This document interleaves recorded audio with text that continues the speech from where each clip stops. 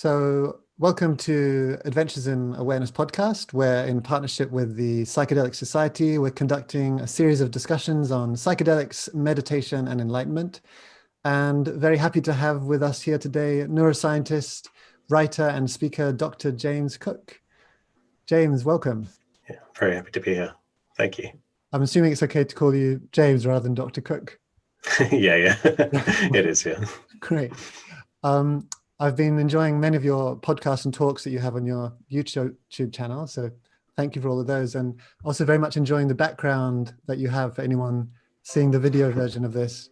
I don't know if you know, but I think it's called like one way of shifting the perspective of that is based on a Necker cube. Have you heard of the Necker cube? Yeah, so you're the first person who said that back to me. Whenever anyone asks me about it, I say it's a bunch of Necker cubes. And luckily being in neuroscience, most of my colleagues know what that is. But yeah, it's this kind of 3D drawing of a cube, right, that can pop in and out. And I thought it was nice for that reason, that it kind of is a reminder of, yeah, I guess just one of these interesting properties of consciousness, that it can be decoupled from the physical world in this interesting way. Some people pointed out that it also looks perhaps like spiraling double helices, like DNA, kind of going diagonally as well. Yeah. But I've been told again and again that I should change it because it's too hard on the eye, and I will at some point. But thank you for the compliment in the meantime. I really like it. I use the Necker cube in some workshops that I run, like that look at perception and how we can shift our perspectives quite quickly sometimes between two different perspectives. And so if anyone's only listening to this in audio, I recommend checking out James's YouTube channel if only to see the background and see if you can shift which cubes are more in the foreground or which face of the cube. And again, what I find so fascinating about this is it's harder to see the two-dimensional aspect. The kind of cubes pop out at me whether I want them to or not. Right. Yeah. So great, but let me not get too distracted by that. So part of why I'm excited to speak to you today is I perceive you as having a relatively unique perspective and story. Correct me if I'm wrong. Maybe there's a bunch of people out there with a similar tripart combination of an active career in science, a meditator with kind of non-dual inclinations, and willing to share. So there's a few of those that I'm aware of, but also someone who's willing to share your personal experiences of psychedelics, as opposed to just reporting findings from clinical studies. So I've heard some of your account already and read a little bit, but would it be okay just to give us a sketch of how you came to combine all those three elements in your life? Yeah, absolutely. So I guess the kind of, in the beginning, my interest in these areas came out of kind of a pretty classical mystical experience I had as a teenager. You might also call it a kind of non-dual awakening, or Satori. There are a bunch of different words for it, but it was essentially, I was raised Catholic, and from a background, I now understand there was a lot of intergenerational trauma, and that I was basically just a very stressed young man. And this stress was channeled into a kind of theological concern with my inability to have blind faith. So I was already kind of quite scientifically oriented. And I was just baffled. I couldn't figure out why all these adults were telling me that I was created by a benevolent God who had made me exactly the way I was without blind faith, but was commanding me to have blind faith in its existence. And if I'd failed at this task, then I would be burnt in hellfire for all eternity. And, as a 13-year-old, I was overly conscientious. And again, I think all of this kind of background trauma and stress in the family was being funneled into this metaphysical concern. And so there was one day I was sitting on a bus, and I was just getting really just going in a loop of trying to figure out this kind of impossible riddle. And I really think it kind of functioned a bit like a Zen koan, these kind of impossible statements, the kind of paradoxes that are supposed to baffle the rational mind. And I think my rational faculties just gave up at a certain point. I reached a kind of crescendo where it clearly I wasn't going to think my way out of this. And my thinking just abruptly stopped fully. And I remember just in an instant kind of looking around me and just being in utter peace, just fully immersed in the present moment. This kind of duality of self and other kind of collapse, and there's just the world appearing in consciousness. It's like perfectly tranquil and blissful and peaceful. And I just had this kind of intuitive apprehending that like of what I now kind of later found had been attested to in Buddhism and all these different traditions, that if you can just pay attention to the contents of consciousness in the present moment, suffering goes away and everything is ultimately fine in if you just exist in the present moment. So that gave me this very profound experience that really set me on this path where I knew this was the most important and interesting thing I'd ever learned or discovered, or whatever word you want to use. And can I just ask, did that, how long did that last for, and did it filter through into later that day or later that week or the rest of your life, beyond the kind of curiosity of like, oh, there's another way of experiencing life, or was it a temporary experience and then the kind of seeking to how to come back to it? This is something I kind of tend to avoid talking about. And I mean, I didn't talk about this stuff to many people. Like this experience, I'd only told a couple of people until I started talking in public about this stuff, because of a fear of a bunch of different things. Primarily not being understood, people thinking it was just some kind of weird mental illness or something. But a big part of it is a kind of English reservedness that I don't want to be perceived. I don't want people to mistakenly think I'm claiming to be enlightened or anything. But with that caveat, it really did stick around, and it's never left me. A kind of in the months following it, it was very present. I'd say months and years, and I would just have periods of just feeling, just the sun falling on my face or looking at a leaf and just thinking like, this moment of existence is so like full and blissful and more than I ever could have imagined, just from, I'm sure people have had similar experiences with psychedelics, which is why I'm passionate about psychedelics now, because I think we should democratize these states of consciousness, and you shouldn't have to go through the kind of stress that I went through to have them. But yeah, just beholding a leaf and thinking, I paid nothing to exist. I'm now here beholding a leaf in like the late evening sunlight. This is just utterly transcendent of all my expectations of existence. And thinking, if I died a second later, it would be okay, because my existence has been paid like millions of times over.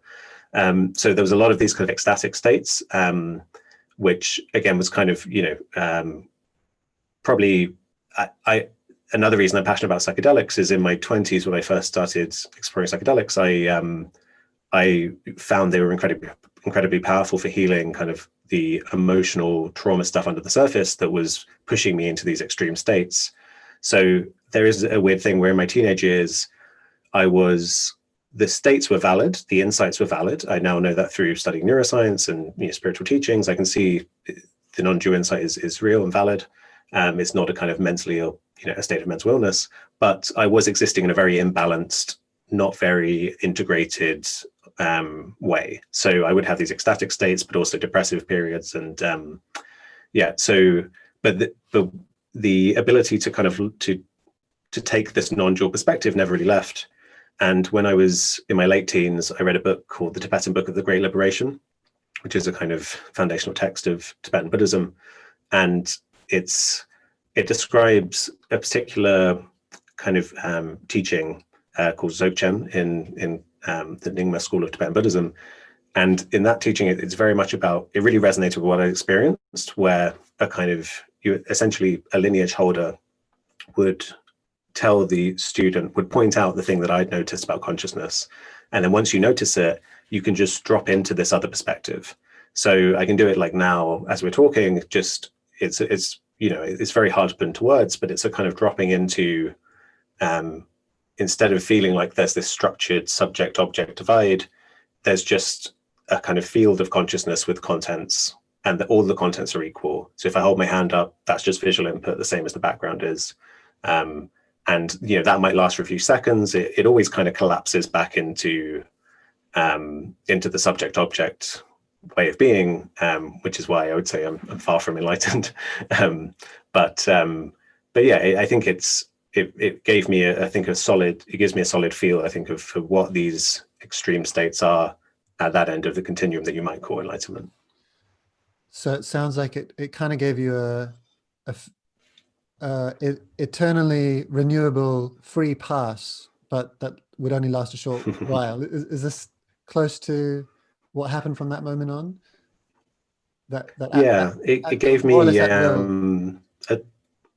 Yeah, it gave me a tool that I could drop into at will, and for the next maybe decade and a half, I tended to use it again in a kind of, because our culture, I think, doesn't have a good handle on how mental suffering arises out of kind of issues like emotional distress, trauma, whatever words you want to use for it. I was living with unresolved issues relating to trauma, and as a result, when I would have a kind of depressive period, it was very easy to cut through that depression and just observe it. Suddenly, there's no longer a self that's weighed down by this depression. There's just consciousness, and it has this heaviness quality in it. But that's just another quality. It doesn't. There's no self that has to suffer. So my commute to work, I might just kind of do that, and then 10 seconds later, my mind gets. This is why meditation is important, because my mind would wander, and then suddenly I'm back in suffering, and then I would do it again, and that's so that's again where psychedelics come in for me. Is now I'm in a far more, my meditative states are far more embodied now. That's it can be a kind of slightly dissociated way of being, where you cut through this identification with these kind of parts of consciousness that you would usually call the self, and you identify with everything. It can be a slightly self-abandoning way of getting to these states, if not done skillfully. And so for a long time, I was missing a whole chunk that psychedelics allowed me to kind of bring into a far more embodied way of being. Just for anyone who hasn't heard you before, isn't familiar with your story, you also then went on to Oxford. You have a master's in neuroscience and a PhD. Is that true? And if I've understood correctly, this was part of that same journey of curiosity, or looking to validate it. Is that? Yeah. So it's, looking back on it, I'm kind of, so when I was in my late teens, I very much considered just trying to find a monastery and being a monk, because I felt like I'd seen the value of these states of consciousness, and it seemed to me, I have a very vivid memory of being about 16 and really thinking about this stuff hard in my bedroom, and thinking, like, the point of existence from the perspective of the individual is to live as kind of fulfilling and live a life full of what you might call positive states of consciousness, or ones that aren't don't involve suffering, and obviously help elevate other people's states of consciousness as well. But I was thinking, from the individual perspective, I can go out and try to arrange the world to make me happy, or I can just do the shortcut to these kind of bliss states, and it's not just about bliss states. Obviously, it's about kind of freedom more than that from suffering. And so the logic of it was just overwhelming to me. I was just like, you should do this. You should go and this is worth doing. You should become a monk. You should spend your life doing this. But the cultural momentum and the conditioning, of like being a 16-year-old boy in Essex in England, I was kind of, it just wasn't really on the cards. And I remember thinking that I would just I remember saying to myself something about deciding that I was going to dwell in samsara for a while, which is this kind of Buddhist, like kind of way of thinking about just dwelling in suffering. It's me being a pretentious teenager, but so I intentionally was like, what, I'm gonna go and live my life and see what's out there in the world, and then I can always become a monk later if I want to. And then so looking back on it, I find it interesting that I decided to go the route of psychology. So initially I was accepted to Oxford I had the choice of either philosophy combined with psychology, or experimental psychology, which is just kind of hard science psychology. And I was really undecided, and I ended up going for experimental psychology. And I'm really glad I did, because I just kind of fell in love with the scientific method as a way to get a handle on what's going on in the world. With philosophy, obviously philosophy is wonderful, but you can get lost in kind of interminable loops of trying to just get started and say, well, how do I know the world outside me exists? I can never actually prove it. And you could spend a career thinking about that. Whereas with science, you have a bunch of assumptions. You say, I assume there's a world out there. If I run experiments, I assume it's going to give me valid data. And that kind of gets it off the ground. And suddenly we have the theory of natural, evolution by natural selection, and we have understanding of the kind of structure of the cosmos. And at that point, I'm like, okay, I'm really glad that I jumped over, I kind of bootstrapped myself up, science bootstrapped itself up using these assumptions that may not be justified, but you start to feel like, okay, they probably are justified if it's working this well. But something that scientists often forget is they are assumptions. And, when it comes to these big metaphysical questions, science really doesn't say much about them. And, a lot of scientists think that the success of science really bears out certain kind of ill thought out assumptions, which isn't the case. So I think it's nice to be in touch with that.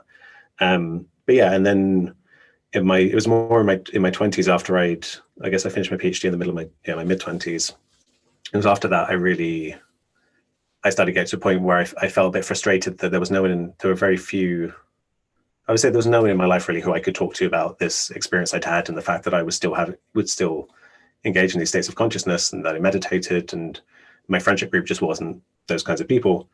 And so at that point, I started kind of delving more into kind of classic Western kind of teachings around people like Ram Dass. I started kind of diving into, and obviously people like Alan Watts, but as well as returning to the kind of original texts and going on retreats. And so there was this, I almost did it in several phases where and I'm really glad it happened this way, because throughout all of my education, a decade or so of studying the brain and, the mind through Western psychology, all of the kind of spiritual stuff, the non-dual stuff, was only coming from my own experience. I had not read, like there's certain schools that think only consciousness exists, and then filtering my understanding through that. I was literally I'd had these intuitions as a teenager.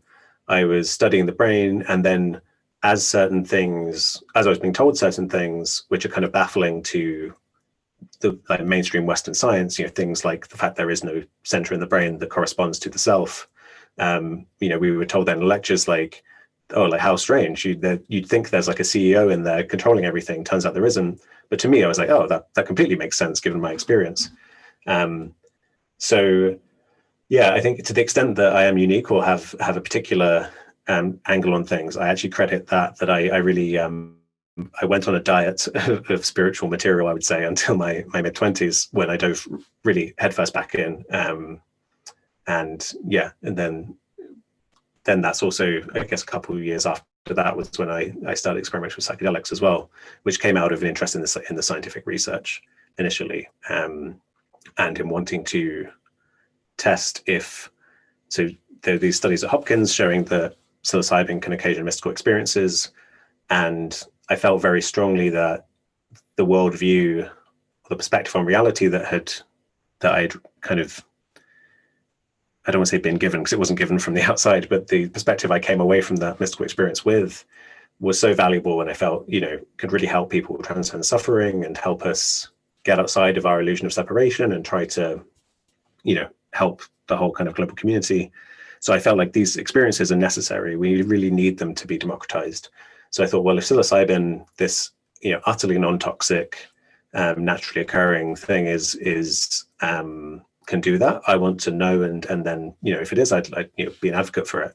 And so I kind of dove into that, with my first psychedelic experience being 5 grams of the kind of classic, well, not 5 dried grams of psilocybin, but 50 fresh grams, I think, which is supposed to be the same, with when there's water in it.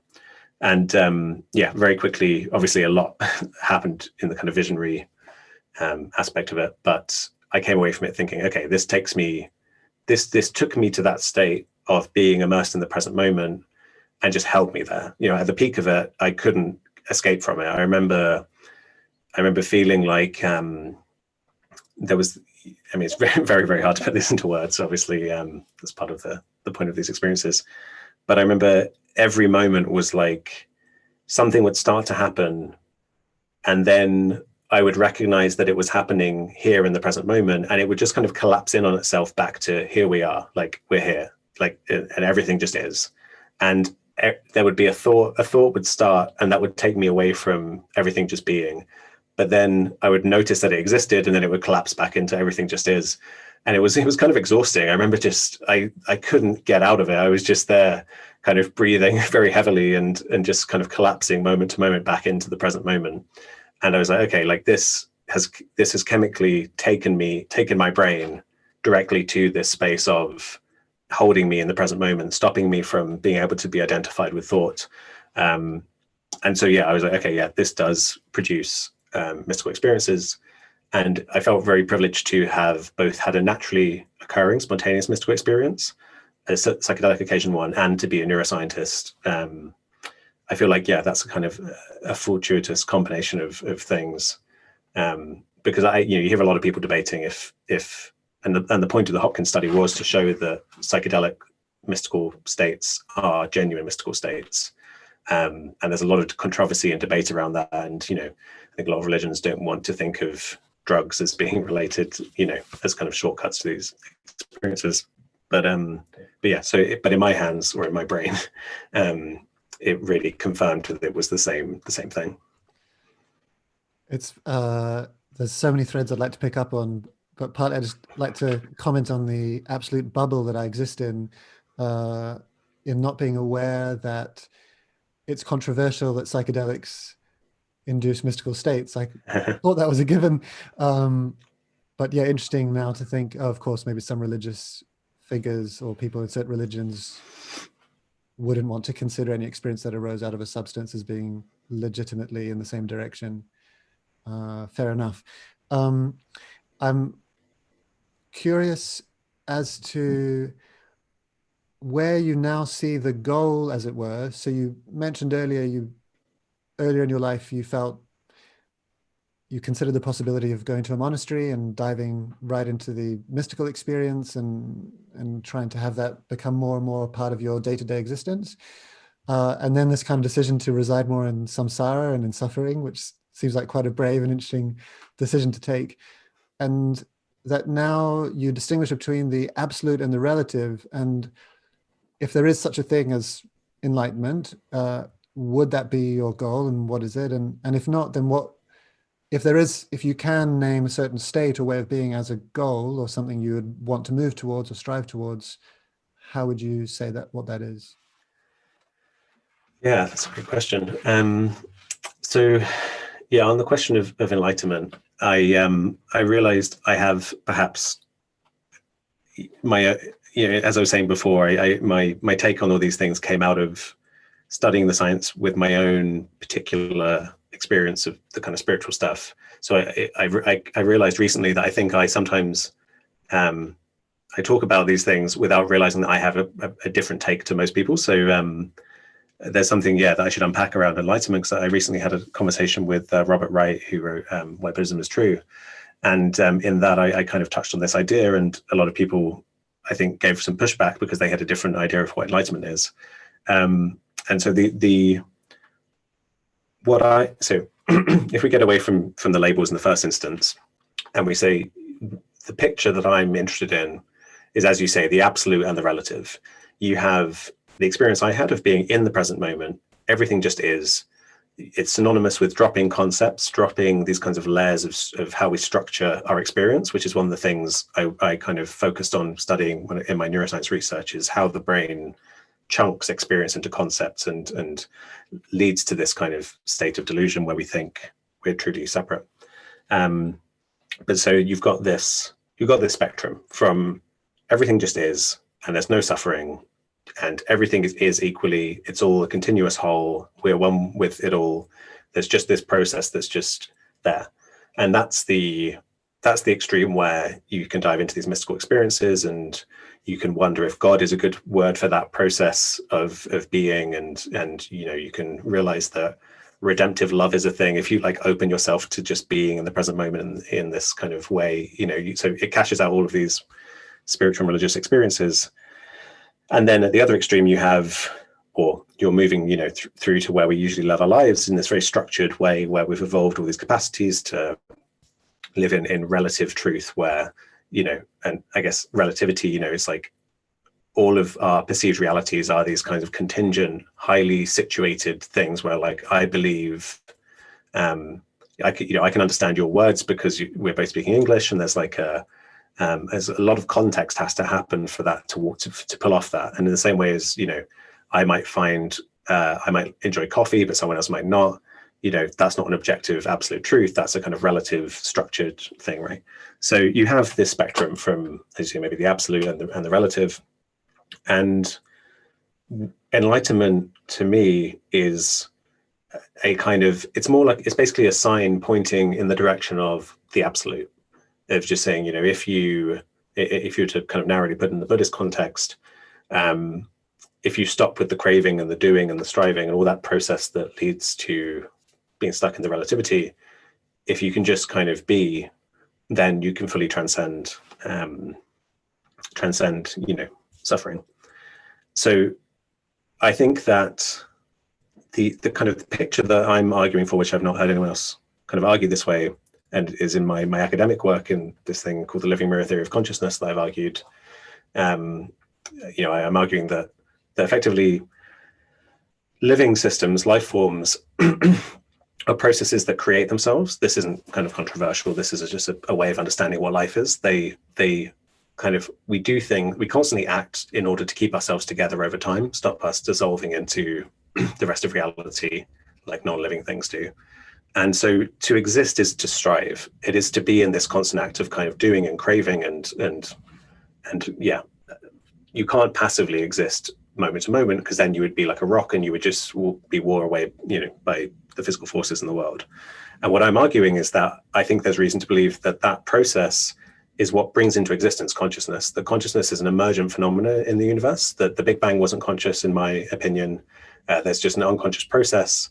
But then when you get these bubbles of the universe that are these little kind of living, you know, life forms, whether it's single cells or us, suddenly there's this interesting thing where our striving to create ourselves, it requires us to kind of infer things about the environment around us and our place within it. And so in my academic work, I'm arguing that brings into existence this kind of qualitative framework of consciousness. And so the reason I'm unpacking this is to say that I think consciousness and the kind of the relative striving doing are kind of two sides of the same thing. And so you could just live your life habitually. I shouldn't say unconsciously, but just you could repetitively just kind of live your life unreflectively and live in the striving and the suffering. But then when you have these kind of awakening experiences, you realize that, you know, everything just is, and you see that that is seen in consciousness. You know, if consciousness wasn't there, there would be no seeing of that. So consciousness gives us this perch from which we can elevate our kind of ourselves from this striving and suffering, and there can just be this appreciation of this kind of enlightened witnessing of what is. But ultimately, there's going to have to be some of the kind of striving. You can't. So the tricky thing here on the definition of enlightenment is I'm refusing to say enlightenment is this. It is a certain state of consciousness that a human has. You know, I'm saying it's like a signpost in the direction of the absolute. So it's saying move in that direction for this kind of mythical thing called enlightenment, where you would perfectly just be. But I don't think it's possible. I think if a living system just existed in a state that fully transcended craving, fully transcended striving, it would stop, and it would be dead effectively. In the same way that a body starts to rot the moment it dies. If, you know, because in my picture I see cells as having consciousness as well and also striving. So if every part of the system stopped, that would be enlightened, like fully 100%. Every molecule in the body is in this state of just being, and then you would be dead. So I think that I don't think it's. I think the bind that we're in. I think it has to be this way. Like that the cost of entrance for this wonderful experience that can lead to these states of enlightenment is the striving and the suffering. I don't think it's a mistake. And this is a reason I object to a kind of idealist worldviews where people think only consciousness exists, because in those pictures, typically the idea is once you die, you're returned to the one consciousness that's fully kind of enlightened and awake. And in that state, that's perfect. There's no suffering. So I can't see the motivation for life to exist. Life seems like a horrible mistake. Life seems like we've just fallen into this delusional. I mean, maybe that is, a lot of these traditions do talk about delusion. Maybe that, we are just in Maya. We are just in some hell dimension of suffering. And if we could only just wake up to that and presumably commit mass suicide, then we would. Of course, though, in these traditions, there are teachings around kind of obviously karma and reincarnation, and there's supposed to be some structure to it. So maybe, I guess, maybe I shouldn't be so flippant. I guess a lot of people might say that, in the idealist worldview, where the universe is some kind of God that creates all of this, that there is some purpose to it. It's trying to discover itself. It's trying to learn things about itself.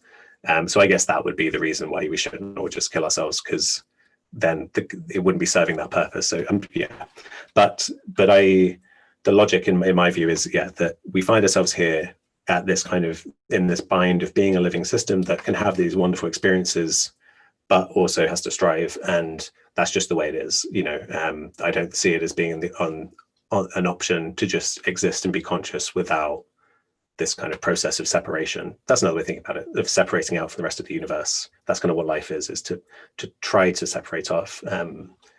Separation isn't kind of incidental to consciousness. I think it's intrinsic to it. Yeah, that is does seem to be quite a unique viewpoint, which I haven't heard before, which is consciousness arises with life. Enlightenment is perceiving or identifying with pure being, but if you get too close to it, that is death. So we're trying, in a way, you could rephrase it. Tell me if I've completely misunderstood. You could reframe it as, I'm trying to get as close to death as possible without going over that line, because right on the line is where That's I'm excellent. pure being, but I haven't tipped over where all my cells start to decompose, and the structure that gives rise to consciousness also disappears. Yeah, that's a great way of thinking about it. And for different people in different times, there'll be a spectrum of where is the right place for you to stop. You have outliers like Ramana Maharshi, this person who had a kind of awakening experience and basically didn't tend to his own body. Local people had to kind of try and move him and feed him and do all this stuff, because he was so close to that he was genuinely would have died, I think, if he hadn't had that help. And there's a role for those people, because eventually, years later, he started speaking and teaching, and people are still studying his wonderful teachings. So there's a role for those people in this kind of ecology of humans where we all can play slightly different roles. But we don't need everyone to be like that.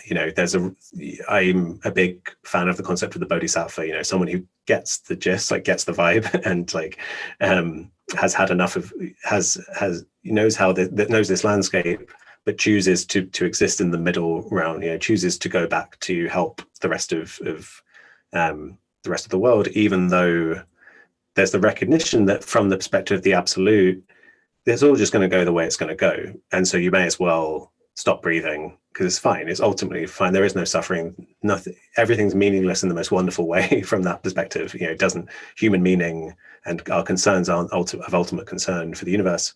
But we are these. The perspective from which I'm talking now is an embodied human, and so I do have that innate empathy for suffering of the human race. And so I feel like, for me, I'm very happy to exist and have a normal human life, where I try to have a meditation practice and I try to cultivate these states of consciousness. But I would pitch myself very far from the, you asked if enlightenment is the goal. For me, it really isn't. For me, it's really almost I have a kind of probably incredibly ill-informed image of the kind of average of what human life may have been like before civilization, where you see across cultures, people tend to have animistic beliefs and tend to engage in kind of shamanic rituals with plant medicines, tend to have these kinds of deep ecological worldviews where we're not separate from nature, we're part of it, tend to have kind of teachings around the kind of circular nature of existence, that there's just this churn going on, that sometimes you pop up and then it's okay that you die because other things will be born.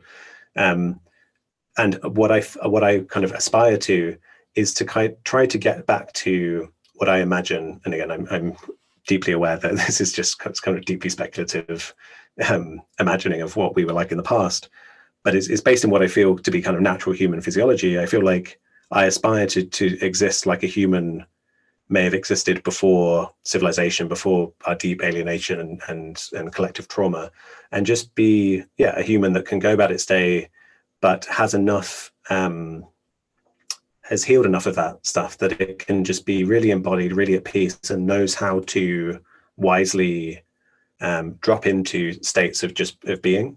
But maybe that's just for 10 minutes while I'm eating lunch, but I can, my aspiration is, instead of having this mind that's so deeply conditioned by our culture of kind of constantly do and plan and go, to just be able to have that capacity. So I would see it as another capacity, just to balance out the kind of the rational mind that's constantly going with this capacity for being and feeling. So yeah, for me, it comes back to being a healthy animal more than it comes to being some kind of enlightened being, I guess. Mm-hmm. Another metaphor that comes to mind, and I'll just check in if this is helping me understand or if I'm going the wrong direction. It seems similar to, we all acknowledge that sleep is a vital part of being alive, that we need to sleep each night. And if I don't get to go to sleep very well, people get, me included, very distressed, even though no one really, well, maybe some people do, but I certainly don't understand why I need to sleep or what its function is or why it's there. But sleep is part of life, and every day I seem to lie down horizontally and shut my eyes and not think about very much. But the goal isn't to always be asleep or always be awake, but there's a certain balance that would be healthy. And so I'm not saying sleep is a metaphor for your version of enlightenment, but similarly, a healthy human will be able to drop into states of being, be able to come out of those states of being, come into states of doing, with the same wisdom as a healthy human being can be awake and then for 8 hours or 7 hours a day or whatever be asleep. Is that a useful? That's a wonderful analogy. Yeah, I can imagine. Imagine a society that had. I mean, it's basically our society that doesn't value sleep and pushes people to kind of only get as much as you need, but then really get back to work and don't overindulge with it. I think a lot of people don't get enough sleep, right? And so, but if you took that to its extreme, where everyone was having 3 hours of sleep a night, and that was the norm, if you were suffering as a result of that, and you suddenly discovered it was possible to sleep 8 hours, and you were way more productive in the day than you were when you were on 3 hours, and you suddenly recognize, like, oh, this is the thing I'm supposed to be doing. This is healthy. This is balanced. You probably would become a fanatic about it. You'd go around evangelizing about sleep and saying how we should all do it, right? And as you say, like, in the first instance, you may think like, oh, we should be sleeping, we should try and sleep almost all the hours of the day. We should only wake up to eat because, there are these dreams and it's so relaxing and it's rejuvenating. And you can imagine how people would think that was the thing to do. But then after you've done that for enough time, you would realize, as you say, well, okay, I only need a third of the day to be in sleep. So yeah, my goal is meditate as much as you need to kind of give yourself that capacity, be mindful as much as you can, but don't spend every waking hour, trying to chase some elusive goal. I mean, this is a trap that a lot of people fall into, right? Like meditation, enlightenment becomes a goal, but they recognize that the state they're trying to achieve is a state of goallessness, of non-striving, and people can be stuck in that paradox for years and years. And so that's why, I'm really glad I wanted to kind of go talk about this stuff in public ever since that experience as a teenager. And I'm really glad I waited until I'd done a lot of kind of healing with psychedelics, because if I'd gone out and started talking about this stuff 10 years ago, I would have been talking a lot about probably enlightenment, a lot about how it fits with neuroscience. In one of those sleep fanatics, I would have been saying, I mean, I'm speculating, but I think I would have been saying we should all be aiming for something like enlightenment. And unconsciously that's becoming because the ego, the self, the kind of stored emotion in the body is unpleasant, and there's a desire to escape. Now that I've addressed a huge amount of that, it feels fine to be in my body and to be this ego. It feels nice. So I'm happy to kind of to be in the middle and see the landscape, and that feels like a far wiser position to be coming from. Not to say the people who suggest we should be chasing for enlightenment are unwise, but for me, that really, I'm really glad. I would have been underbaked if I'd come out and started talking about this stuff 10 years ago.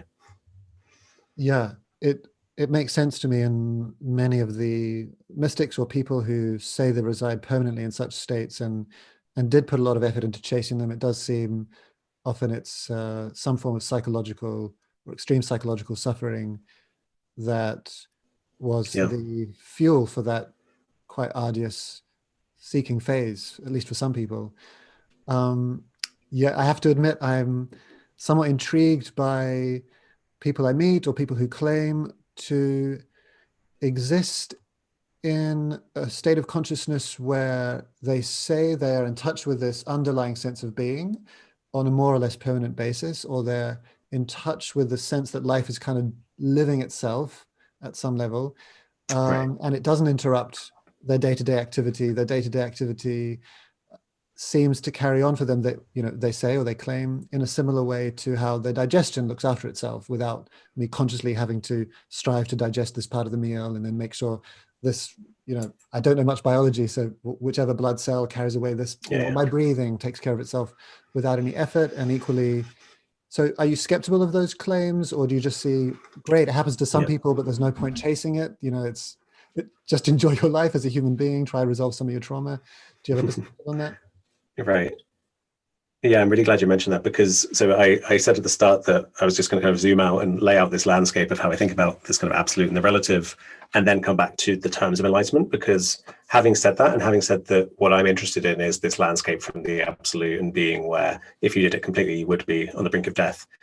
I do think most people are referring to what you described, which is, so in my picture of how consciousness emerges, as I mentioned, individual cells will have experience. You know, consciousness is just, you know, experience, right? It's not thinking, it's not, you know, self-awareness or anything. It's just experience, feeling out its kind of state as it resists thermodynamic equilibrium.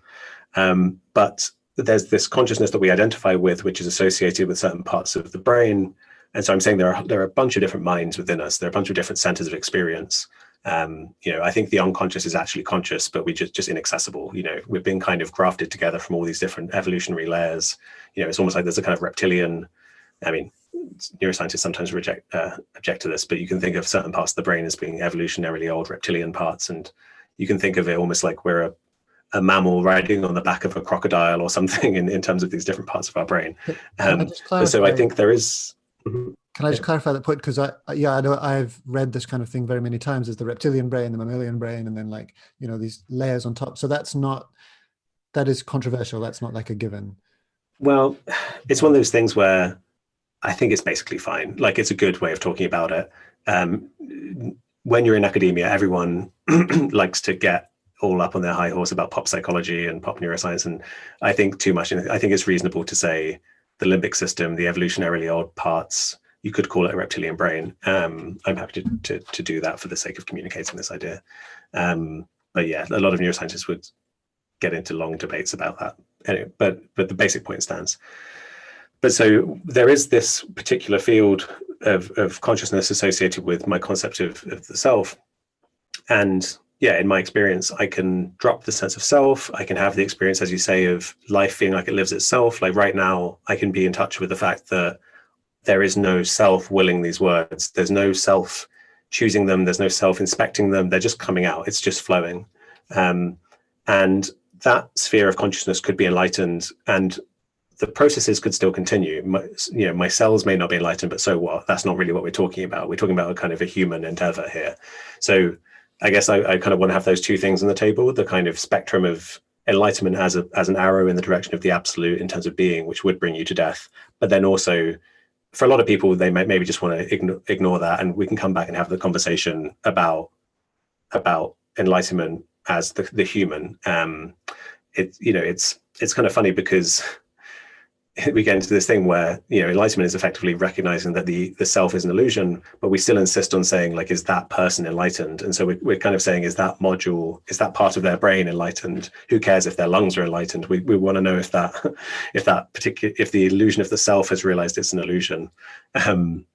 Anyway, so I do think that exists, and like the experience I had, the state that I fall into for several seconds at a time, it does feel like, you know, in Tibetan Buddhism and in Zen, in this whole kind of school of Mahayana Buddhism, there's this concept of Buddha nature, which is that consciousness is already enlightened, and, you know, which is to say, if you just are aware of the contents, all of the kind of structuring and the striving and the suffering it's not there. It's just at the bottom. It's just awake and things exist. That is its nature. So it's already enlightened. It's not something you create. It's not something you need to generate. It's just there. So that's what I feel like in my experience resonates, that I recognize that my mind is already enlightened, and I can kind of drop into that for several seconds at a time. There are periods when I was a teenager, but also on retreats, where I'll stay in that for tens of minutes, or maybe, you know, could be hours. I'm not sure. I wouldn't be certain of that, but definitely tens of minutes. And obviously for those tens of minutes, I'm not dying, I'm not failing to breathe, because, as I said, these other processes continue. So yeah, I think there's the zoomed out absolute picture, but actually what I'm a big fan of is, yeah, the concept of things like Taoism, where it's about, and Zen, where it's about, the wisdom is in engaging the kind of natural flow of just responding intuitively as your organism, I don't want to say desires, because that implies craving, but you know, just follow its natural responses. But to me, that's a deeply embodied way of being. To do that, you need to have done this kind of trauma work, I would say, for most of us, to be able to kind of to be so well regulated that you can just flow with the world. And I don't know, I guess functioning in the background for me is a subtle difference between healthy doing, healthy states of flow, and a kind of radical identification with pure being. That, you know, I tend to put I call enlightenment the second thing, where it's like everything just is, and you recognize, it's so removed from your usual sense of identity and sense of self that you probably, my instinct is that in those states for long periods of time, there would be less of this kind of actually engaging with the world. But I think what we're doing here is, these are maybe two aspects of, if there is a kind of a state that can be achieved, that could be called enlightenment, where you are functional, it would consist of both of these things. And so I guess for me, you know, part of the problem of talking about this stuff is we never really know where everyone else is with their concepts of these things, what their own experience is like, because consciousness is private. So there are aspects of my experience where I think if someone could sample it, they might say, what the hell are you talking about, James? You've experienced states of enlightenment all the time. Like, you know, that mystical experience was enlightenment. That's what it is.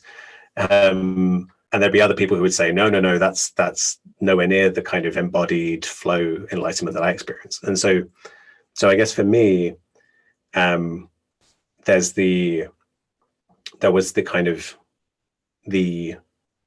absolute mystical experience enlightenment state, and then there's the more embodied state now, which I guess haven't fully come together. So maybe the goal for me is, I'm very much thinking out loud here, because that's a great question you gave. Maybe the goal for me will be to synthesize these two and discover that it is possible for me to be so deeply mindful as I go about my day that it feels that it feels like it's just this kind of effortless unfolding in awareness. So maybe I would need different terms for some kind of like human enlightenment versus this kind of just pure being. Maybe I should just use enlightenment for the second state. Yeah, nice. Thanks for being willing to think out loud on the spot. And Yeah. Are you familiar with, and it does get confusing, I acknowledge, because people have sometimes very specific ideas about what a word like enlightenment refers to, and ironically often seem very attached to a very specific Yeah, right. conceptualization of what it's just a, you know, a rose-bony name would smell as sweet, right? But I'm just curious, are you familiar? And unfortunately, I don't have it in front of me and I can't remember how to pronounce it. I think he resides in New York, and I think his name is something like Zoran Zopovich, something like this, and does Doesn't ring a um, bell. certain. Oh, well, he had a paper where, and he calls it non-dual awareness, where studying certain meditators, he said there's meditations that inhibit the default mode network and then have these kind of being states or certain states that people may be familiar with from experience or having read about them. Then there's task-orientated consciousness or whatever, where, no, sorry, then there's a certain kind of self-reflexivity where the task, and again, I'm not a neuroscientist, so feel free to correct my terminology, but whatever the opposite network is inhibited as the default mode network comes online. But there's a third kind of meditative category, which somehow includes them both. It includes the being and includes the default mode network. And it is a state in which neither are inhibited, and there's actually more synchronicity between them. There's more conversation happening between them, and they're both, what's the opposite of inhibited? What would be the right term? Activated, you could say. More, yeah, both centers are activated and in fact conversing with each other more than they actually would normally be. So kind of, yeah, I'm very struck by your description of being stuck in the now, as it were, almost in an unpleasant way, of thoughts couldn't arise and just be watched. They were immediately quashed upon arising. And so, yeah, I was just wondering if you'd heard of those studies, or if that sounds perhaps similar to what you're talking about as an ideal state of there still being the striving and it existing within this open spacious consciousness which doesn't resist it. Yeah, no, that does sound possible. And I mean, yeah, and when I had that experience with the psilocybin, it was strange because I would describe it as deeply pleasant, but in an overwhelming way. You know, it was kind of I wanted it to end, even though it was deeply pleasurable, and it was a kind of yeah, a strange state to be in. And I think actually that also kind of, yeah, is what informs this. So yeah, I guess, you know, you're saying a lot of people get attached to the word enlightenment. I think I have the opposite problem where I really don't think about that term a lot. And I think because of the problem of, you know, what it refers to is something non-conceptual. And once you think you've really got a handle on this is what it actually is, and you kind of pin it in, I think that's probably, by definition, it's going to be wrong if you think you've got a really tight handle on it. So apologies if my thinking around this slides all over the place, because I'm trying to give I guess a kind of a view of the landscape of my thinking, rather than having ready hard and fast answers on what this stuff is.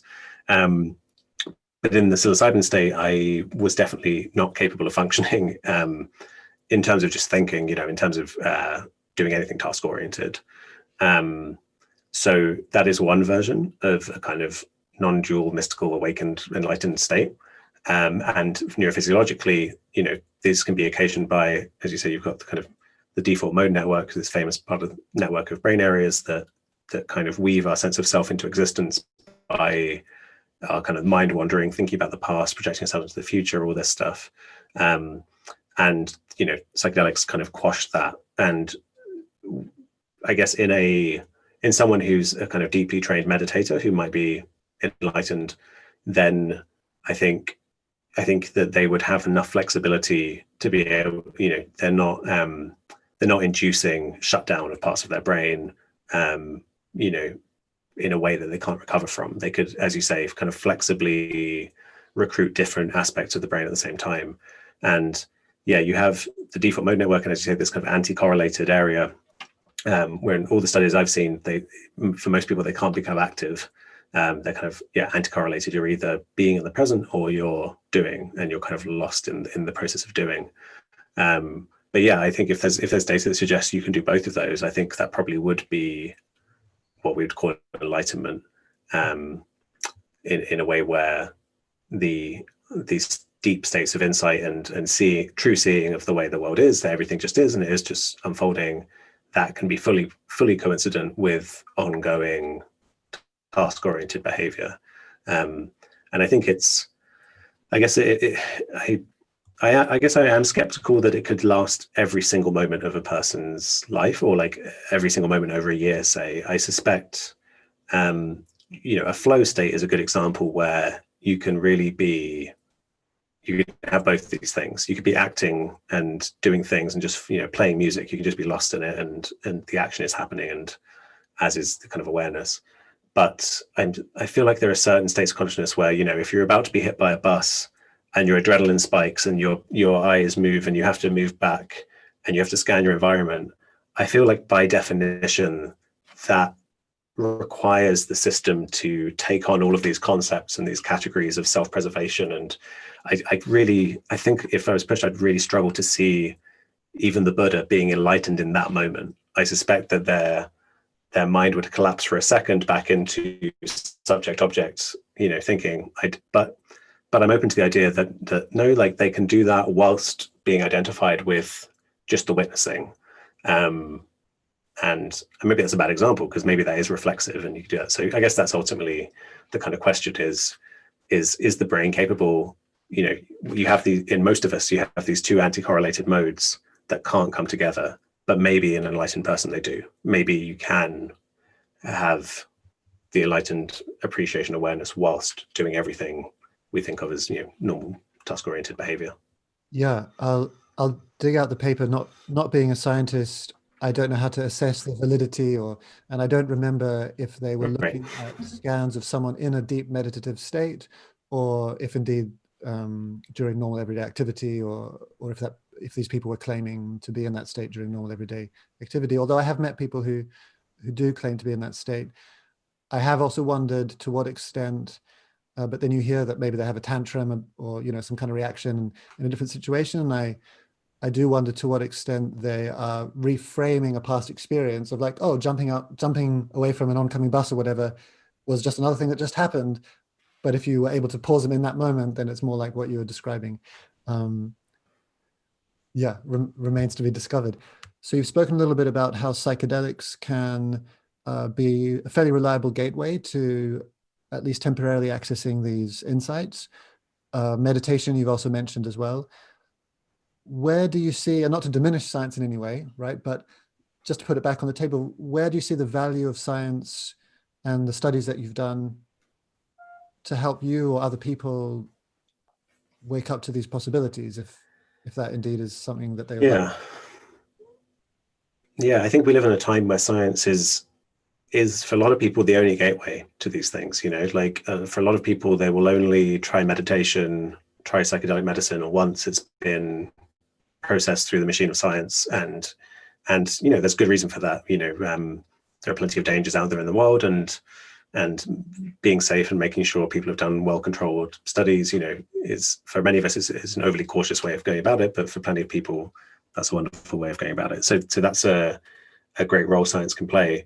For me, it brings me back to the reason that I'm glad I chose science over philosophy, for my own personal kind of intellectual understanding. Because for me, I've always been interested in just understanding what's going on. I'm here, I exist, and what the hell's going on? And so my research is it's what's called basic research. It's not clinical. It's like just trying to understand the brain and the associated processes, for the sake of its own understanding. That will inevitably has kind of clinical benefits. If you understand how something works, you can understand how it goes wrong. But it's raw intellectual curiosity for me.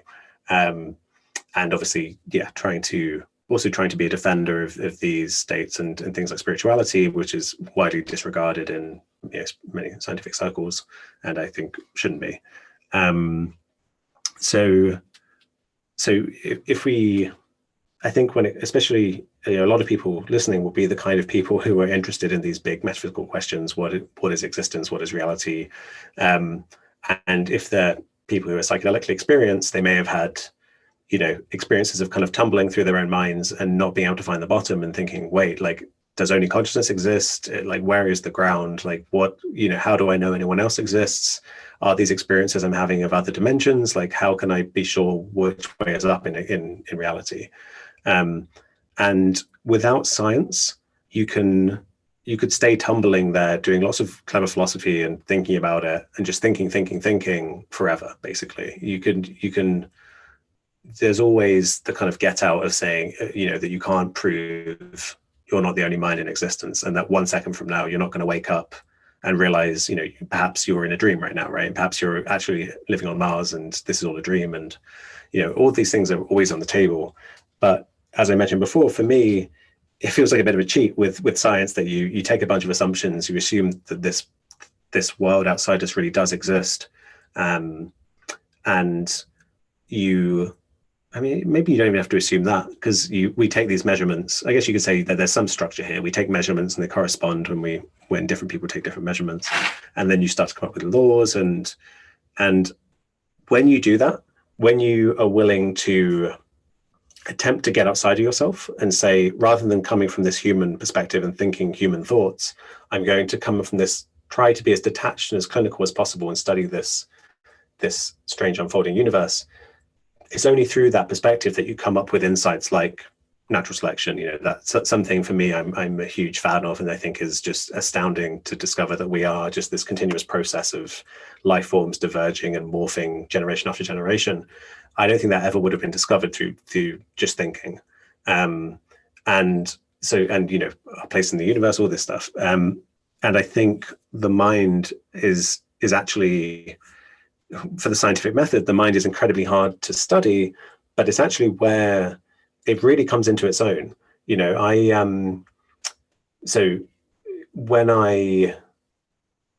psychedelic experiences, you can have experiences that seem so real that you're inclined to impute them with the same kind of reality that I impute to you, where you just seem to be a kind of freestanding, existing thing that I can interact with. But then once you study the brain and you try to look at, you try and get outside yourself and say, okay, what is this organism? And you say, well, there's this naked primate that's has this capacity to generate a reality, which is what we're doing right now. You can think of normal consciousness as a kind of controlled hallucination. So it's something that's becoming more and more popular in neuroscience way of thinking about perception. And so when you know that and you say, okay, well, I guess that could generate other realities and they would seem as real as this one. And that has to be the way it would work. And you say, okay, well, I guess my brain has capacity to do that. And I suddenly feel like I have my feet back on the ground. And I'm like, no matter how lost you can get in your own mind, I'm reassured there genuinely is an organism here. You can call it physical or whatever, but there is a thing here that can go into its mind. And this doesn't kind of, extract take away the meaningfulness of these experiences, but it leads to a far more an interpretation. A lot of these things is kind of archetypal, collective unconscious type stuff. Wisdom that's been passed down through the generations from ancestors. All of these things, but can be real and meaningful, coming out of this situation where you're not having. These experiences might be called transpersonal because they're shared across people, but you're not having psychic experiences. You're not having telepathic experiences. You're not engaged. Entities you encounter are generated from within rather than being some other entity in the way that you're like an independent being. That's a perspective that when you look at how the brain functions, you're at least I'm inclined to look at it and say, I think this is what's going on. But I never would have done that if I'd been living in a time where we didn't know the brain was what generated perception, or even forget the brain. We didn't even have a sense of us as an organism and how the mind works. You would just say, well, those are freestanding realities. You can go there. There's a spirit world, and I also don't. I try to be humble because I realize science really has this arrogance where it really thinks it knows it has to be this way and it really knows best. So people who have a different view here, I do respect, and I'm not saying I'm definitely on the right side here, but I like the fact, for me, it really makes me feel grounded in that yeah, no matter how much you're tumbling through your own mind, there really is an organism that's having an experience, and you're not genuinely, you don't have to get into these kind of existential issues of not knowing which way's up in reality, basically. So it has a kind of grounding value. Or Yeah. us to recap, let's just see if I understood. So science has a value in terms of validating some of the experiences that you spoke about, and many people won't consider meditation or psychedelics unless they've been reviewed or gone through some kind of scientific process.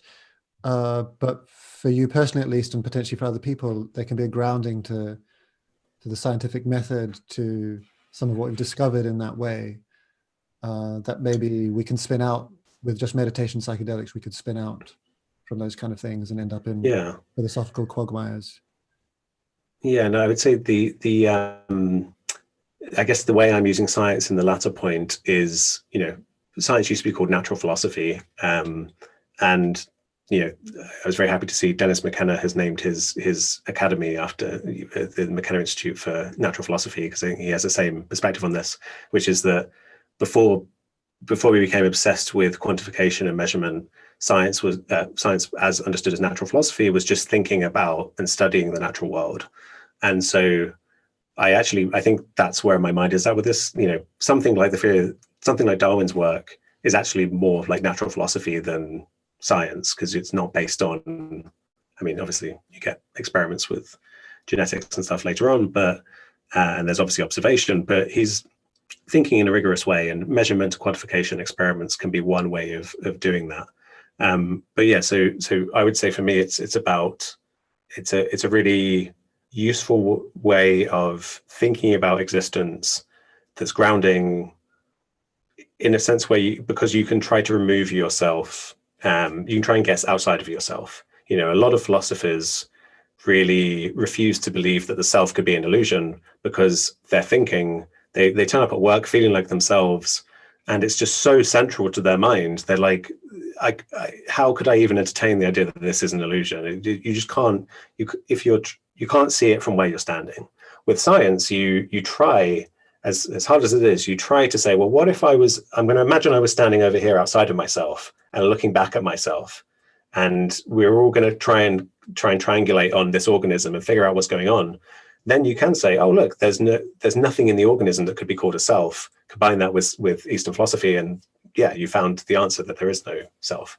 But Western philosophy still struggles with this, and can't think its way out of it, because it's coming at the problem from the same place that Einstein had this quote of something like, no problem can be solved from the same level of consciousness that generated it.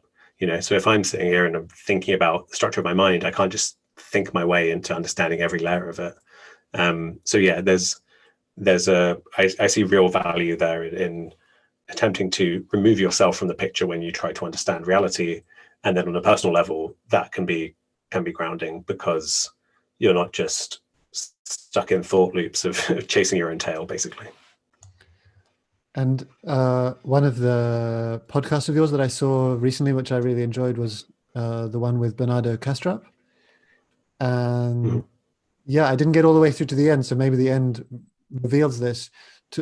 To what extent were you convinced that, maybe not personally, but that it's a potentially self-coherent worldview? And to what extent were you personally swayed by some of the arguments? Because it's sounding like not so much, unless I've misunderstood some of what you said, that you're not an idealist. No, I mean, yeah. No, I'm not an idealist, and I think Bernardo does wonderful work, but I'm not convinced. I have a very different. Effectively, I came, with my own worldview that has not been changed, my interview style is very non-confrontational. I like to give my guests a platform to express their interesting ideas, rather than have me butt in and say, well, I think this all the time, So you can easily come away from that conversation having no idea what I really think. I very gently say at certain points what I think. But so I don't, so Bernardo's done lots of wonderful work, giving a kind of very thorough kind of thinking through how an idealist picture of the world could work, how a picture of the world where everything is is made of consciousness, is consciousness.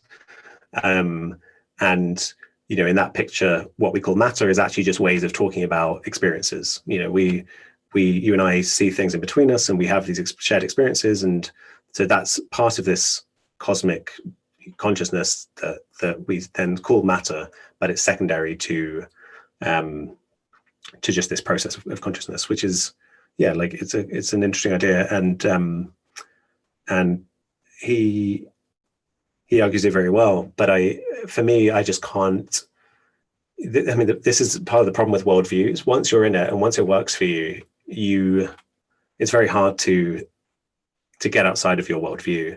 And this is a problem for making progress in this stuff, because a lot of scientists especially have very kind of very simple kind of materialistic worldviews, where they think that the world is made out of hard stuff. It's made of like little building blocks.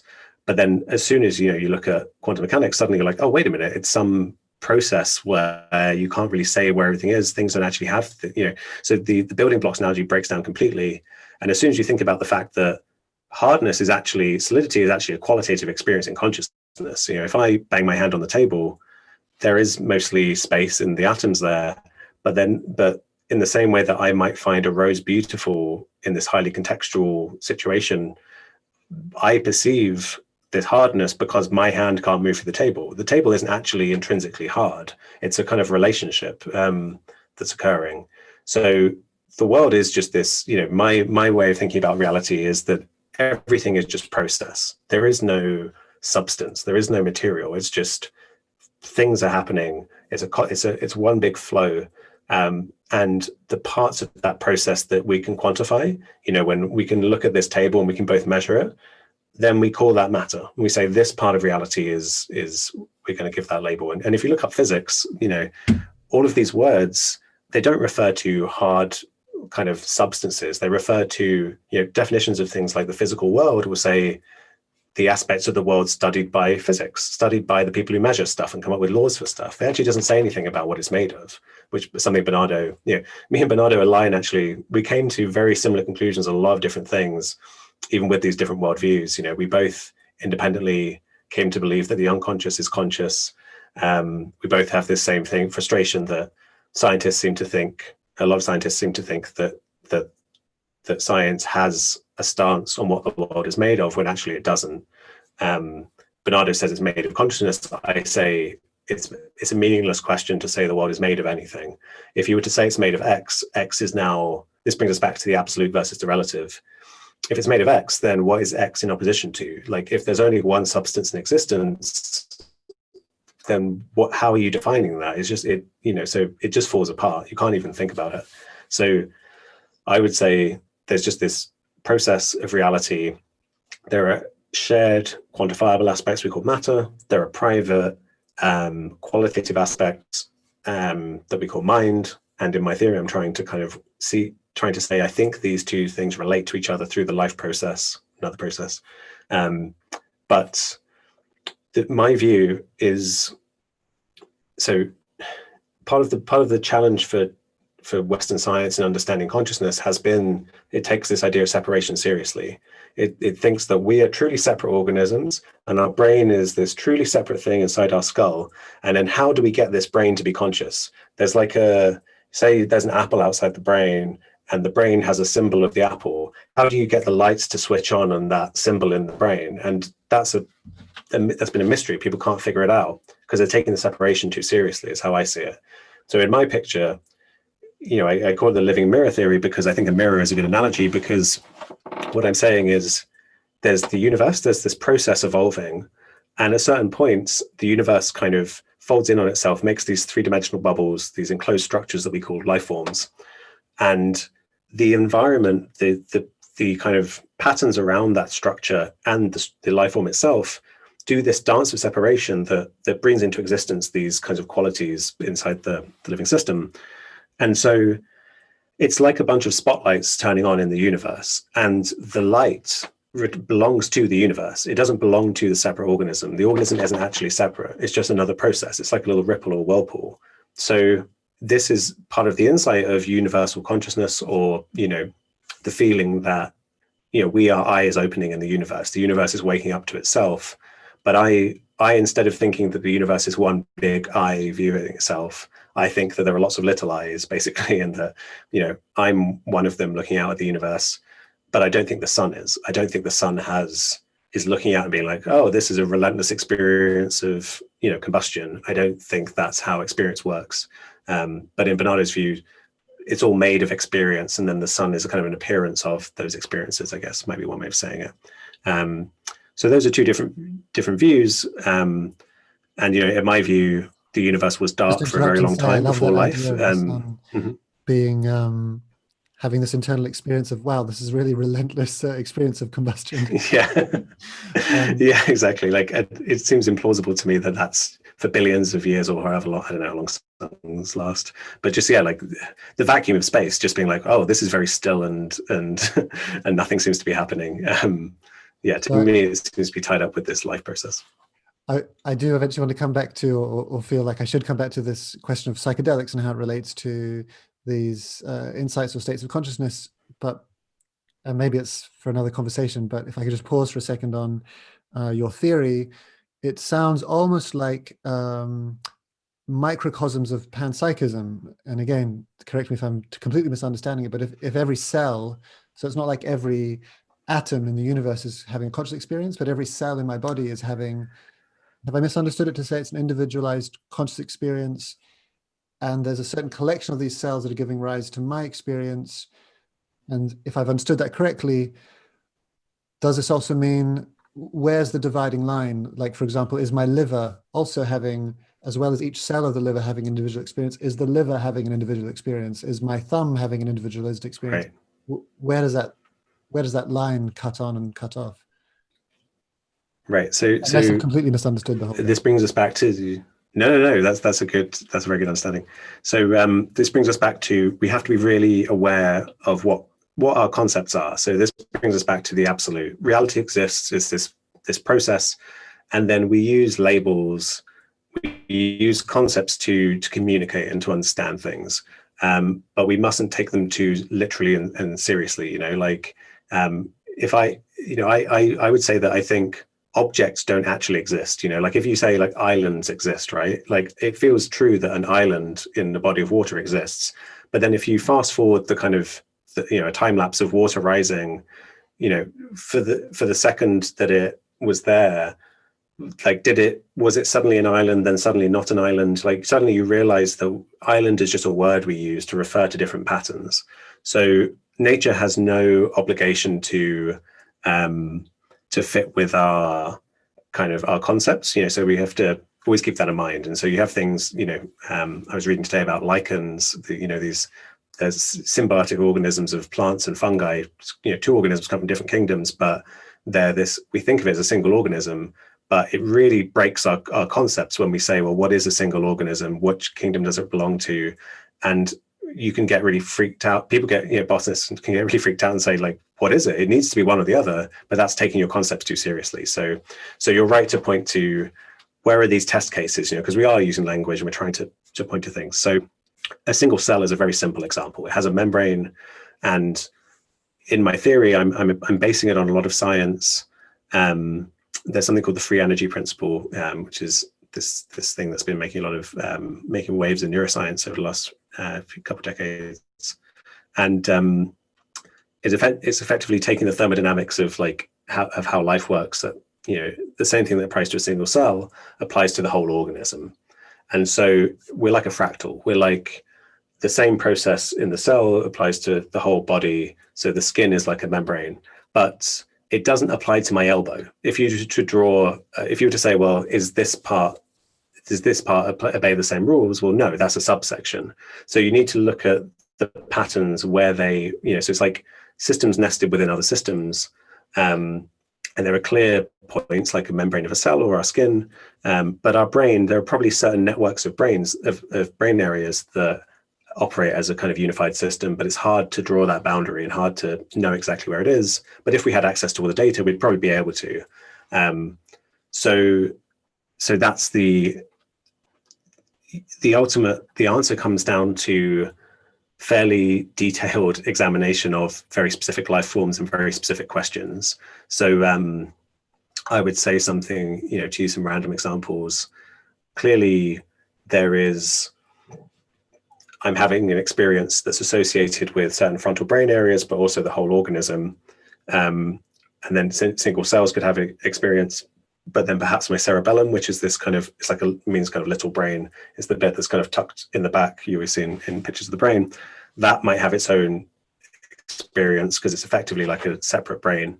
Our gut has networks of brain cells that have the same number of neurons as roughly as a cat's brain. That might have its own experience. But I don't think my lungs do. I don't think my lungs operate as a self-preserving bounded system. They are a sub part of this other process of the whole organism. So I don't think my eyeball has its own experience, right? So I can draw these you could draw these kinds of clumsy boundaries and say, well, is that one? And a lot of the time it's obvious that where it is and where it isn't. But with the brain, that's when it gets interesting, I guess. And we've been evolving for a long time, and we have a vastly complex brain. So it's a far from trivial answer as to where these boundaries are. But yeah, I think this idea of nested consciousnesses within us, it's not that those individual consciousnesses somehow aggregate into this whole and that they lend their consciousness and they somehow get combined. It's more like a bunch of whirlpools come together to make a big whirlpool. They all still have their own identity, but if the same pattern exists at the big level as at the small level, it's hard to imagine, I guess, a whirlpool made of lots of small whirlpools, but it's a similar, that's the best analogy I have for now. But yeah, I also like the idea that you mentioned it being similar to panpsychism. In philosophy, the main reason people resort to panpsychism, the idea that consciousness is fundamental, but kind of equally fundamental as matter, that matter and mind are kind of two sides of the same coin. It's different to that because I'm saying it's emergent. It does emerge. I'm saying the Big Bang didn't have an experience. The planets forming didn't feel like anything. There were no minds being bored during that incredibly long period of time. But once life starts, then these experiences start.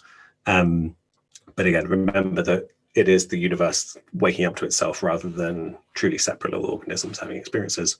So it does cash out the kinds of insights people have during psychedelic states.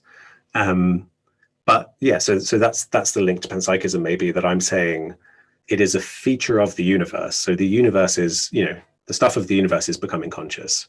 Where in that way, it's there's a similar vibe there, I guess, to panpsychism. But yeah, I wouldn't say that individual particles are conscious, which is something that's common in panpsychist views. And I'm so curious about this model that I'll have to use some discipline to restrict myself to just one more question on it and just see if I've understood it at all. There's individual cells in my body in this understanding that are having separate experiences, as it were, of what's occurring outside of their boundary. And those are all combining in different ways, including certain parts of my brain or certain other subsections of my body that might also be having a unitary or individualized consciousness, but they all combine to create what I'd call me or my conscious experience of this moment, which includes I can feel some sensations in my foot and I can see your face and I can hear my voice. That experience is arising from all of them put together rather than there being a point in my body you can point to of like, oh, you're this bit, but your stomach is having its own separate thing that communicates with you sometimes the way you're communicating with me, but it's its own individual consciousness. Am I in the right direction in understanding this? Or? You are, but the important thing to emphasize is that the consciousnesses don't aggregate. So the consciousness of each individual cell stays in the cell in the way it operates. So it's only aware of its local environment and just feeling out what it feels like to kind of flourish versus die, basically. We're talking about very basic feelings of survival, not thinking, not anything else. What aggregates is the physical structure. So you can think of each cell as physically being like a little building block, and then suddenly you have this big organism that the weird thing, I guess, is what I'm saying, and what is kind of cast out in terms of the free energy principle and the thermodynamics of life, is the whole organism. I'm basically the same thing as a single cell. I do the same kind of thing. I sense the environment. I eat food. I move around in it. Watch videos of bacteria. They're like animals. If you made a bacterium the size of a dog, you would think it was as conscious as a dog. It runs around, it senses, and it acts. So it's a strange fact that you can get an organism that's woven together out of lots of smaller organisms. So like if you imagine a giant dog running that's made of lots of tiny dogs, all kind of running together in unison. If it was so seamless that the large one was an actual dog and functioned like a dog, then it would have its own experience. But so would all the individual parts. The experiences don't aggregate. You're not getting in touch with the cell, with the experience of the cells in your toe when you have that sensation. They're having their own local experience, but the whole organism physically generates a new consciousness. So it's kind of a single field of consciousness that's generated completely new outright. If you could successfully make a human out of, I don't think this would be possible, but if you could make us out of silicon that perform the same functions, you could have just a single consciousness, maybe with unconscious components. But actually, I think they would become conscious by definition, but we're getting too much into the weeds if I go down there.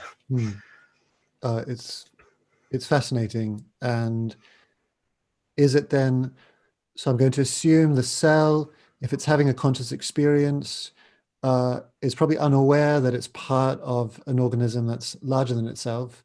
And I think you've answered this question in one of your podcasts, or one of your Ask Me Anything episodes. But is it then, at least in theory, conceivable that we are also part of a larger organism, unwittingly contributing to some, maybe not universal consciousness, but larger consciousness than ourselves, but it's just at a scale that we can't comprehend? Yeah, I mean, I find it funny when people resist like multiverse theories and stuff like that in science. This comes back to the kind of natural philosophy thing. To me, it seems it has to. I would bet everything on the idea that outside of our universe, there's a lot going on. Like there's perhaps infinite amount of other things, other universes, and maybe they aggregate into another weird thing, and who knows, just endless complexity. Everything we know about our own, when you have Europeans who are like, that's the end of the world over there, then turns out there's other land with other people, and the universe we think is a certain size. It's just the logic always holds. But the people that's a kind of natural philosophy way of thinking, but a science way of thinking is we can't test it, so it's too inflationary. We can't. It's you're adding loads to existence without any evidence, so you can't do that. Bernardo actually is very much against this way of thinking. That's somewhere where we really diverge. He thinks he doesn't like these multiverse theories. But yeah, I take it as a kind of given. So yeah, basically, I think Earth, like planet Earth, well, I guess the Gaia hypothesis is a bit like this. We forget that we really are embedded in an ecosystem. We pretend that we're not. We pretend that we're separate, but as soon as you look, it's very clear that we're embedded in this larger self-regulating system. So the Gaia hypothesis, the idea that the Earth is a kind of self-regulating, effectively like an organism, not quite an organism, but something like that. Yeah, I think that is the case, and we're often not aware of it. But you can become aware of it, as people who take psychedelics will know that it can really raise eco-consciousness, make you realize your kinship with the natural world, and also move people. So something on my theory is, with consciousness, if you're going to, ultimately you have to, because we can't measure each other's consciousnesses, you just have to kind of feel out intuitively whether a certain theory makes sense to you. To me, it doesn't make sense that the sun could have experience, but for Bernardo, it does. So I mean, he may not put it that way, but this is just a problem with thinking about consciousness. Now, to a psychedelically or meditatively minded audience, the idea that all of nature might be conscious, plants might be conscious, a lot of people are on board with that. There are lots of people, YouTubers and bloggers and people who have written about how they came to believe that plants are conscious after psychedelic experiences. And it's easy to understand why, because you go from thinking that consciousness is about having this highly complex structured sense of self that thinks and reasons and all this stuff, then you have that stripped away and you're like, oh, it's just bare experience. Well, why couldn't a worm or a plant or something that senses its environment, why couldn't that have experience? So, but there's this, and the same with meditators, I think. With the non-dual state, you look at everything and see it as yourself, really. And so you see plants growing and you recognize in them the same principles that are at play in yourself, just this wordless, awakened kind of awareness. It's not perfect. There are certain kind of animist traditions where I'm sure people would think that rivers and things are conscious as well, which I think maybe would be a mistake. You can over kind of generalize. But I think it's interesting that once you move in the direction of being and of not being lost in the distraction, many people come to this view of all of nature as sentient, and this is a common thing in Buddhism. That basically all animals are sentient and have consciousness. Whereas in the West, we tend to think only humans do. It comes from this, idea of the kind of the soul and that we're these divine separate things. Or consciousness is this divine thing that's been taken away from the natural world. So I think it's that's going to be a barrier if it turns out I'm right. Or even for talking about whether what I'm saying even makes sense or is reasonable, it's hard because most people who aren't psychedelically or meditatively minded will just shut it down immediately and say, I'm unwilling to entertain the idea, not even that plants are conscious, but just that dogs are. There's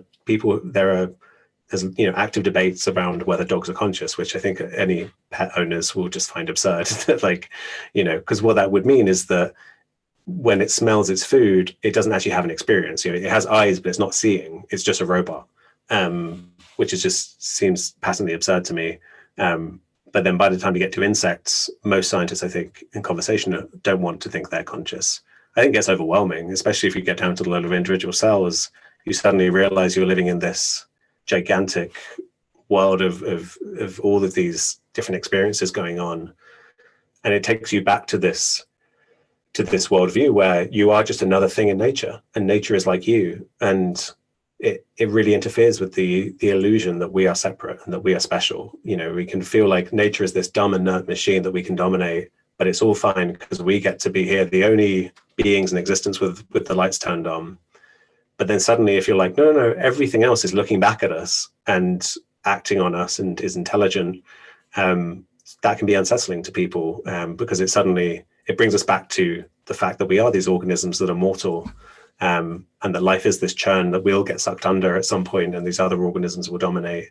But I think that's also why psychedelics can be so helpful in fear of death, because this spectrum from the absolute through to the relative, it's in the relative and in the striving, for survival, that is fear of death that motivates that. So when you're lost in the illusion and the delusion, you're really concerned with fear of death and the ego and the self and your separateness. But then if you can come over to the more enlightened way of being towards the absolute, then you see that death isn't a problem. This relates to what we were talking about earlier as to why you may not see, if you were perfectly enlightened, you may not see the need to take another breath because it's all just going the way it's going to go. But as we left it, maybe you would instinctively take another breath anyway. I don't know if that answers your question, but I went off on a bit of a tangent. Well, it's certainly in that direction, and again points to the bubble that I find myself in, which I suppose is more and more common with the way social media works, where you're reminding me that some people don't think animals are conscious, which I thought was an idea that died out many decades ago. I remember seeing a documentary looking at how it used to be perfectly acceptable and legal in scientific circles to operate or dissect dogs while they were still alive, because there was this idea that, yes, they're barking and yelping and have all the signals of being in pain, but they're not actually experiencing pain, so it doesn't matter. And the idea horrifies me, and I think most people that I know. And I guess it also emphasizes how these debates or conversations do have real world consequences if they move more into the mainstream. Again, I'm not up to date with it, but I know some countries are having those legal debates around, are animals conscious or not? I think in New Zealand recently, it was decided that they do, or maybe I'm confusing it, and that maybe it was rivers have rights. I can't remember if it was animals or parts of nature, but it certainly does end up having an effect on how we treat potentially, It does, in yeah. my view, quite obviously other sentient beings. But so I Yeah. just want to come back to psychedelics and where you see their potential, and maybe just to say to anyone listening who's interested in this, I started writing an article and doing a few interviews on this and feeling like there should be more in the public sphere around this conversation, and then discovered an article you had written, and then started looking at videos you were putting out and be like, wow, it's amazing. This is, how did I not know about this? And then I'd look at the date and it had been released 2 or 3 days before as I was kind of doing this research. So it's kind of very timely. And just to say that your YouTube channel and website, you're producing lots of really great interviews and content on this area. But maybe just to summarize some of your views on where you see psychedelics as useful in terms of moving more in this direction of access to the absolute. Potentially, if you have a comment on where the downsides might be, if you agree there, those concerns around might psychedelics be diminishing due to receptor downgrade response or something like this, someone's ability to independently access these states on a day-to-day basis and become somehow dependent, not an addictive sense of like substance addiction, but somehow now becoming dependent through using psychedelics too much. Is that a concern for you? As a neuroscientist, do you think that's misplaced? And yeah, maybe just speak again to a little bit how the place you see for psychedelics in this endeavor.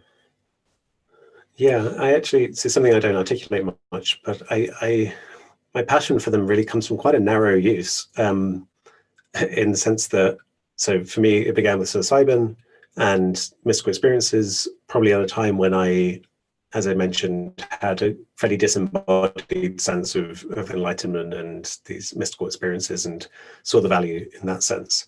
Then very quickly, as psilocybins want to do, it kind of unweaves your emotional history and starts to present you with things and allows you to kind of cathartically work through them. And I was astounded that this homeostatic process was just happening and was just incredible, and feel so fortunate to have kind of stumbled on this kind of path.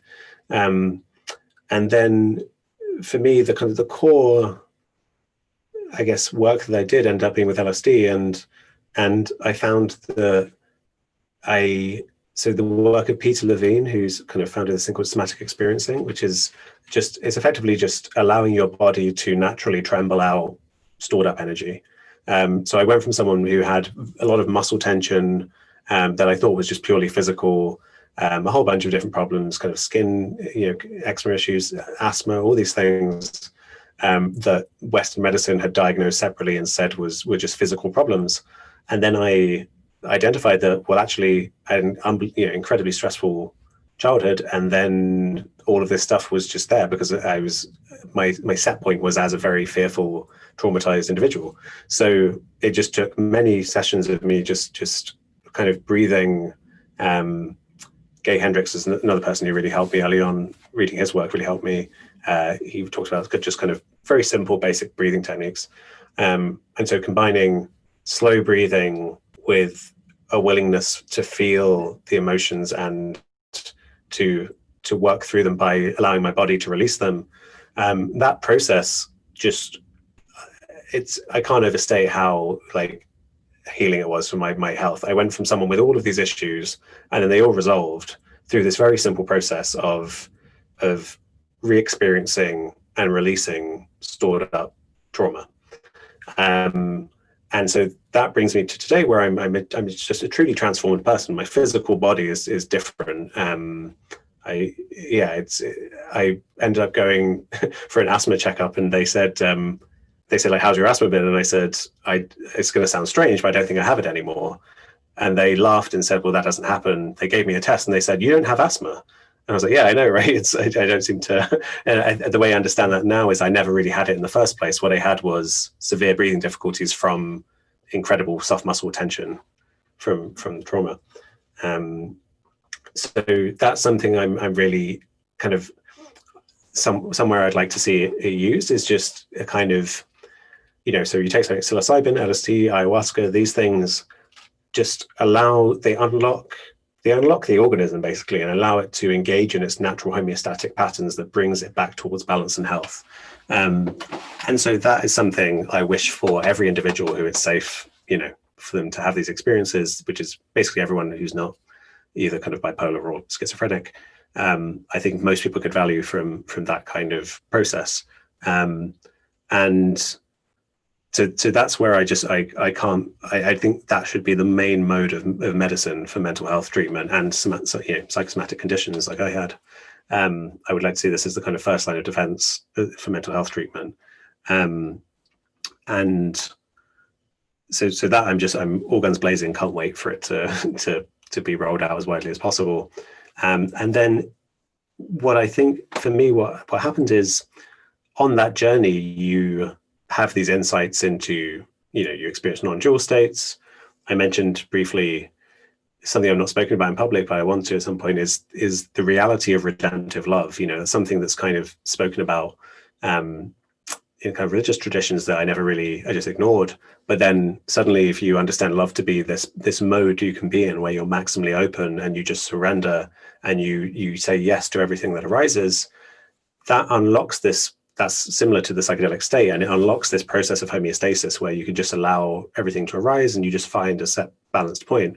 And suddenly all these kinds of Christian things that seemed like nonsense to me growing up about, your sins being wiped clean when you just surrender in love to Christ or whatever. Suddenly I'm like, oh, this is referring to genuine phenomena in the natural world that actually have real importance for mental health treatment.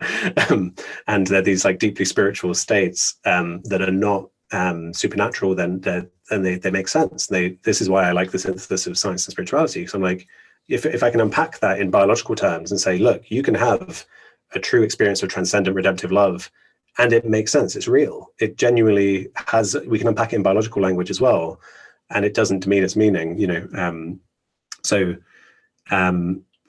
yeah, I see this spiritual states kind of as we spoke about before. On the way, you might realize the sleep deprived person might realize how wonderful sleep is, but the goal isn't to let everyone know how wonderful sleep is. The goal is to get everyone into healthy sleep patterns. And so, yeah, it's about this kind of, I guess I would like to see ultimately a human community where, plant-based shamanism seems to have played a role in balancing communities, bringing them into balance with their environment, but also interpersonal dynamics in the community. The work of David Abram, I was reading about this kind of stuff. And I think there was actually someone else, I think it was Shinzen Young, who's a Buddhist teacher who's also trained in shamanism. And he was referring to it as just this plant-based shamanism as this unbelievably sophisticated technology that weaves together psychology and sociology and the context of the room and ceremony, and it's just this unbelievably sophisticated thing that's used to balance the community. And I think it's necessary. I think it's a crucial part of human societal health, and the absence of psychedelics is part of the reason that we're in such a completely dysregulated, chaotic state right now, I think. I think also, I was reading the other day about the Eleusinian mysteries in ancient Greece, where they had this kind of psychedelic beverage called the Cooke. And there was, I think, when it was being outlawed, there was a messenger who went to whoever was outlawing it. Was it Rome? I don't know. My history is bad, but was basically saying if you get rid of this, it will come undone. This is the kind of the absolute anchor of our existence. This ceremony, this psychedelic ceremony. So I think it comes back to the idea that what I would like to see is a human community that comes into the wisdom of interdependent flourishing and harmony, rather than narcissistic separation, which I think arises out of trauma, collective trauma, that just leads us to this lowest common denominator rush to satisfy our own needs and strive, stuck in the deeply relative traumatized rush to escape our own pain, instead of healing and coming into being and balance and health. So yeah, it's interesting, I guess. Well, this conversation, hearing myself talk, I'm realizing my journey has been very much one of starting when I started talking about stuff in public, I thought I was basically going to be talking entirely about enlightenment and how it's real and how it fits with science. I realize now, especially over the last year, I see those categories. They were like my gateway into this world. But now my interests, I speak far more about health and emotional, interpersonal balance and the spiritual stuff. Yeah, I'm going to use your sleep analogy, I think, in future, because I like that. But maybe I need to rekindle my my attention to that stuff. If you do, I'd find it ironic because so often Enlightenment uses waking up as the metaphor, and you say, well, no, that's going to sleep. So, that's true. Is that part of it? It would be a nice kind of like antidote, I think, to this constant idea of waking up. Is that part of what you're studying now as a scientist in terms of the redemptive power of love, the mystical states, or the healing power of psychedelics, or is that separate from the formal work you're doing as a scientist? Yeah, I wish it would be the answer to that. I think the machinery of science is not set up to allow that. So the formal work I'm doing as a scientist consists of I never stopped doing basic kind of trying to really get a handle on. Initially, it was perception. Trying to understand how networks of neurons in the brain come together to structure our perception, because I see that as related to this issue of how we've come to live in the relative concepts and not in the absolute. The lab I'm in now is actually specializes in sleep and in memory. And you mentioned early on, you say you don't know what sleep is for, but we seem to need it. You're not alone there. The scientific community is baffled as to, there is no simple story of here is why you sleep. There's a whole bunch of different things it relates to, but there is no simple story. But so now I guess I'm interested in mechanisms of memory and perception. So this whole area of experience, consciousness, I address both with the theoretical big picture, where does it fit into the the evolution of the universe with life, but also at the moment I'm running simulations of a theory I have of I won't go to it, but it's to do with, there are kind of in the brain there are cells that are excitatory and some are inhibitory, and I have an idea of how the interplay of those leads to memories being activated during dreaming and then transferred from experiences into stored into long-term memory. So I'm running these kind of stimulations of brain cells to see if I can see the kinds of patterns I suspect would be there. Alongside that, I'm working on I have this split between that stuff and I still like the big picture stuff. And so I've been working on a kind of theory of visionary states as well, because the DMT, maybe this is what we'll talk about next time, but the DMT experience for me was something very unexpected and very really gave me pause, made me wonder if perhaps something like Bernardo's worldview is actually correct, and there are just layers of conscious realities that you can tap into through these experiences. It was so astounding.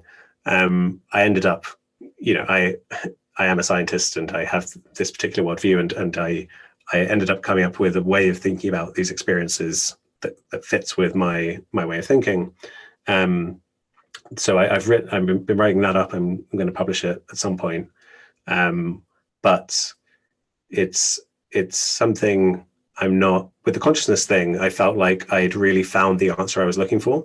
I was like, I honestly think this is where it fits into the picture. I don't think it's in the beginning. I don't think everything's consciousness. I don't think only human brains have it. I don't think only animals have it. I think it's this thing. The core idea, like there could be aspects that need improving, but the core idea I feel very confident in.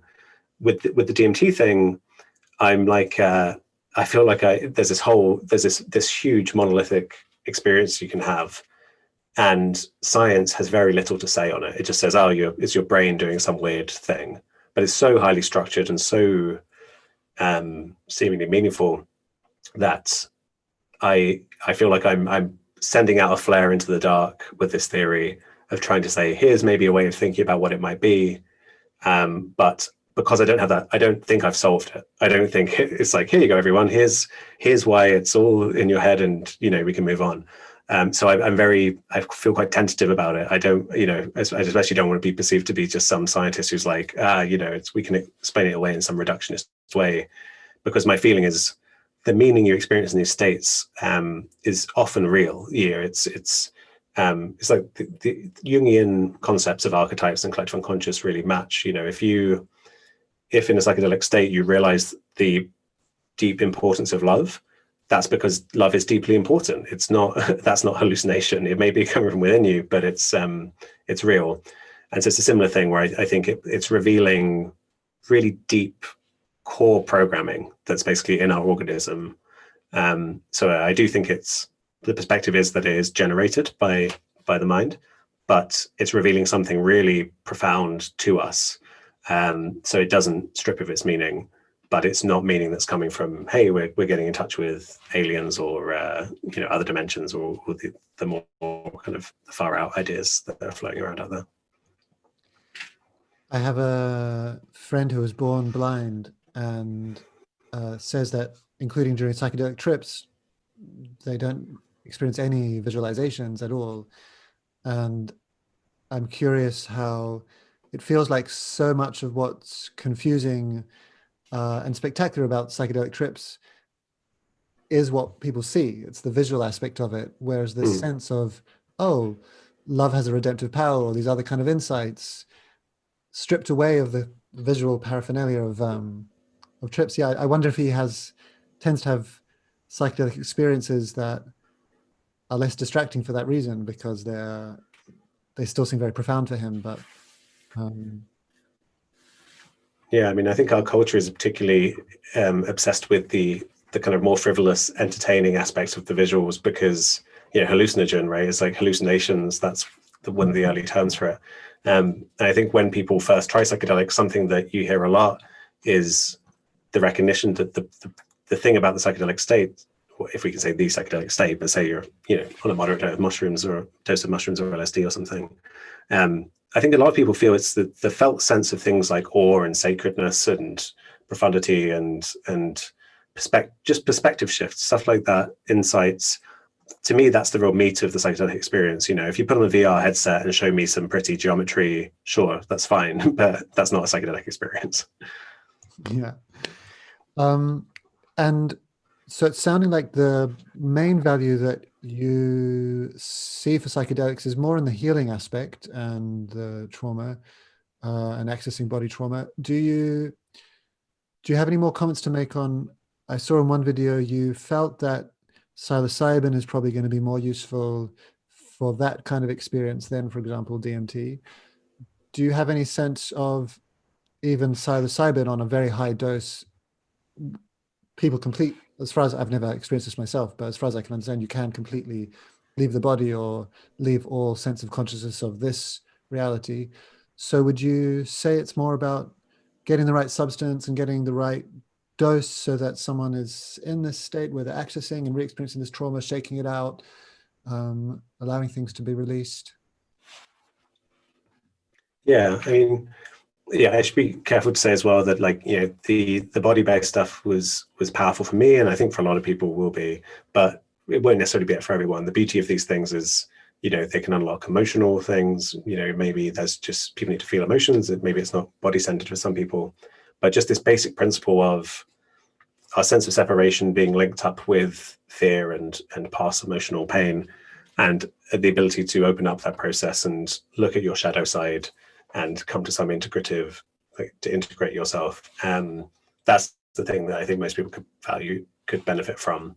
And I think for that, you're really working at kind of very intermediate doses. You're not dealing with these kinds of big mystical experience doses. Clearly, those have been found to be very useful for things like fear of death, when someone needs to just be shown this landscape. I feel like you're given a few hours and you get to see this terrain that we've been talking about, from the absolute to the relative. And then I think I've heard it also that at very high doses psilocybin can feel like DMT. And for me, DMT was just a kind of, again, an intellectual curiosity, basically. It just was so weird and fast, and I mean, DMT in the pure form rather than ayahuasca. And that I personally didn't see the healing power for it, and actually came away from it. It's the only psychedelic experience I've had where I felt some very low level stress from it, like very mildly traumatizing or something, in the sense that it felt like the universe had just been swept out from under my feet and I was just tumbling through this other reality. And it was so unexpected and overwhelming that I remember the next time I tried it, I felt my body really tense up, and it left an imprint that wasn't entirely positive, even though the experience was positive. So I actually have trepidation around recommending pure DMT because, I think it really can be this overwhelming experience. But I also know people who have had unbelievably healing experiences with it. And there are scientific papers coming out now suggesting the same thing. So I don't want to be just siloed in my own experience and assume, there's no potential there. So I guess it's a shame that our culture is really impoverished when it comes to language around whatever you want to call it, healing, personal growth, trauma, because when I say the word trauma, most people will map that onto, PTSD, like war veterans and sexual assault survivors and stuff like that. But I'm using it to refer to, sometimes I'll say just stored up emotional pain. It could just be a messy breakup you had or something, something that's just that involved attachment and fear and all these emotions, and you never resolved it. You carry it around with you. This is the stuff, trauma might be a big word for that, but we don't have a good vocabulary for it. So what I'm, I guess, saying is to bring it back to where we started with this perspective of the absolute through to the relative, with life being this process that's over on the relative side, but allows us to tap into these spiritual perspectives. I see the core thing that I would like us all to be doing, with our time here, is working on ourselves, bringing ourselves into a more balanced, healthy way of being, which is what all this cathartic releasing and psychedelic states is about. With the understanding that you're doing that to be as kind of effective a person as you can be in the world, to be as both happy in yourself, moving towards enlightenment, but maybe not in the goal-centered way we spoke about. But being a bodhisattva, being someone who wants to try to then help others, well, not in a sequential way necessarily, but I think I see, whatever you want to call it, healing, personal growth, making yourself just a more harmonious component in this ecosystem of interdependent, this independent situation we live in. I see that as the crucial thing to be focused on. And from that, I think everything else comes. You have the spiritual experiences, you understand where it fits in, but you also become a better person. You become more empathetic, you become more compassionate. You're no longer preoccupied with your own issues, so you have more energy to help others. You recognize your kinship with the natural world, making you want to treat it better. And so it just moves everything in this direction of flourishing. And so that's why I would focus in on that as the key thing. But it sounds like a kind of anticlimax when you've got this whole psychedelic renaissance going on, and you're like, you think it's for trauma, you think it's for that thing, that kind of very clinical, very, like, it feels very boxed in. But I guess in this big picture of what life is and how we can move on this spectrum from separation through to enlightenment and recognition of the absolute, you're moving yourself along this spectrum. And so that's why, whatever you want to call it, this inner work, I think, is the best thing we could all be doing with psychedelics. Yeah. And it doesn't sound you share the concern that I'd heard around psychedelics maybe opening the door, but downgrading someone's ability to access those states independently in future without psychedelics.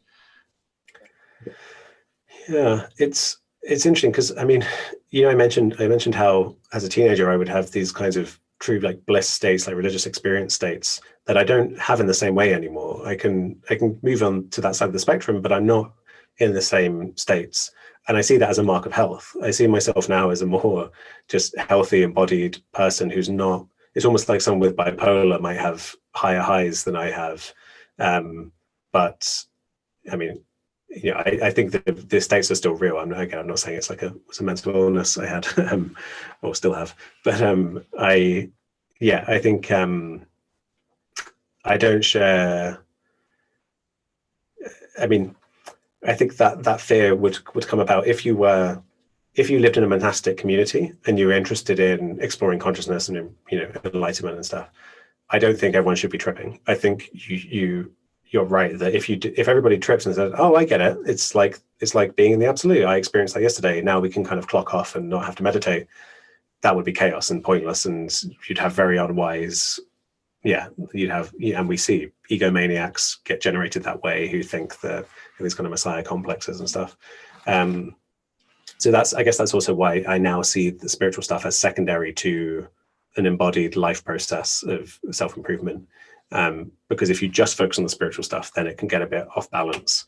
But I genuinely think if you're working to be a more integrated whole as a person, there's not much can go wrong there. If you're doing that work versus not doing that work is always going to be worse, because you're going to be governed by unconscious issues and unresolved traumas and stuff in your mind you're afraid of. And not everyone needs psychedelics for this work, but being an English man, I needed a big blast of psychedelics to get through my conditioning to really start feeling a lot of this stuff, I think.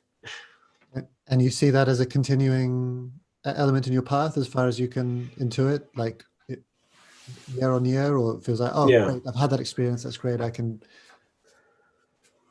Psychedelics became less and less crucial in the first instance. I think when there's, this is where the science comes in and is very interesting.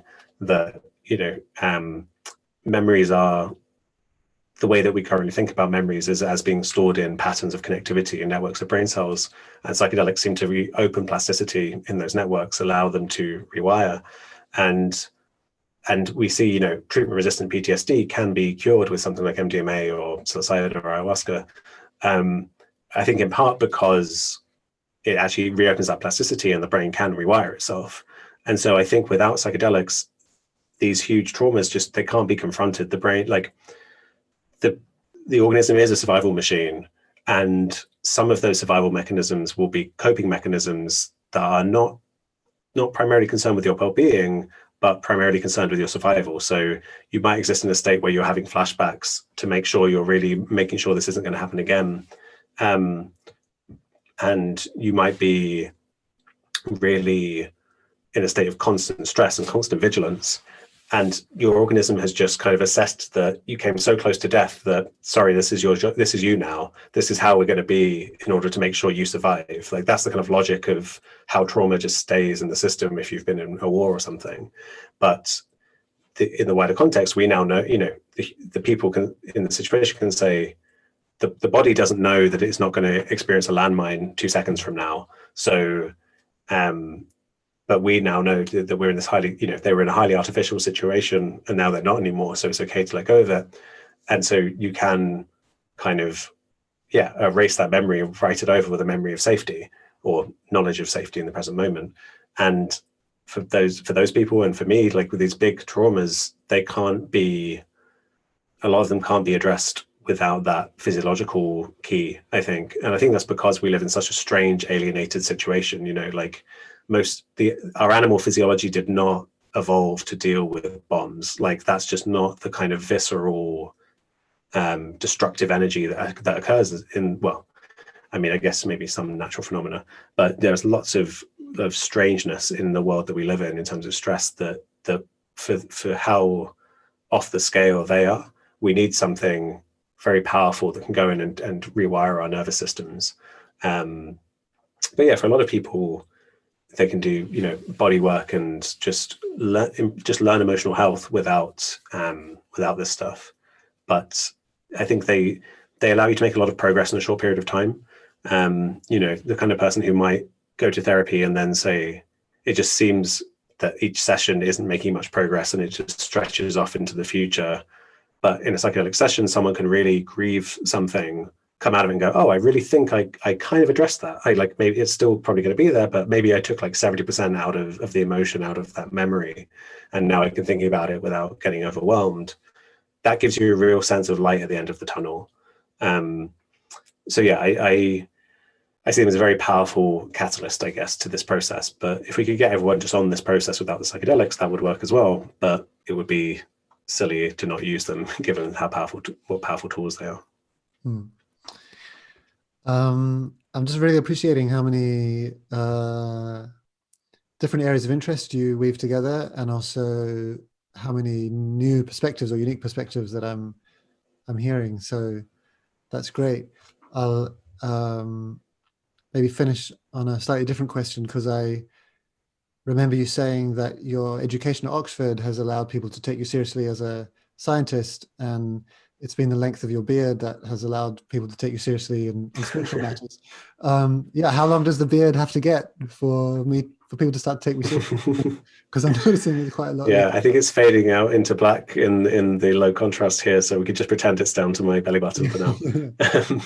Yeah, I hope it's. I get a lot of compliments on it, so I'm assuming it's enough at this point. Yeah, it's great. And so maybe just mention, where can people follow up on your work, and if there's any particular offerings that you have coming up in the near future that. Yeah, thanks. So my I think I try to basically, if you go to my website, drjamescooke.com, I try to put everything up there so that you can find what I'm up to. But that's not updated very often. If you go there, you'll see the main things I'm up to, which will be things like the podcast, which is also available on my YouTube channel, Dr. James Cooke, on YouTube. And the podcast is called Living Mirrors with Dr. James Cooke. You can subscribe for an audio version on the usual podcast platforms. And I write for Reality Sandwich. I also post those on my links to those on my website. Yeah, the most recent thing is that my theory was finally published in the Journal of Consciousness Studies last week, I think. I put a link to that on my website as well. So it should all be easy to find there. Yeah, I do kind of people who support me on Patreon. I've started doing kind of these Ask Me Anything, as you mentioned, to kind of give something back to them, which I've been really enjoying. It's a nice little community of people. It's really nice to hear. It's like an ongoing dialogue, conversation about getting into like what we're doing here, but it's nice week after week, people can ask kind of deeper and deeper questions. And so, yeah, that's a nice thing as well. But yeah, I guess the podcast, I mean, it's only a couple months old, so that's the main thing that I'm working on at the moment. And at some point over the next year, the DMT paper will come out, I'm sure. But yeah, for now, YouTube's probably the main place to look at my stuff. Yeah, and just to attest, I've seen lots of great content there, and even more surprising, I don't know why I always do this, but almost every time I watch a YouTube clip, I will scroll down to look at the comments in a kind of masochistic desire to just be like, but yeah, the kind of comments that you get on YouTube are not normally very informative, but some really well thought through, almost mini essay comments on some of your videos. And I guess that's because of the relationship you're developing with your Patreon community. So I mean, also, I think I was very, very pleased at the level of discourse that, discourse isn't even a word you would expect to use when it comes to YouTube comments, right? It's usually just really vitriol and abuse. Yeah. Yeah. So yeah, they're a wonderful audience. Mixed martial arts in the comment section is what I was kind of expecting. Actually, well, mixed martial arts is a lot more structured and disciplined, and yeah, so even the comment section attest to the quality of what you're putting out. So thank you, and thanks again for joining this conversation. And if you're open to doing another one in the future, that would be great. Looking forward to seeing more of your podcasts and writings, and perhaps you can run an event with us one day as well. Yeah, that'd be wonderful. Yeah, definitely up for doing events and more podcasts. And yeah, this has been really, really great. Thank you. Great. Thanks.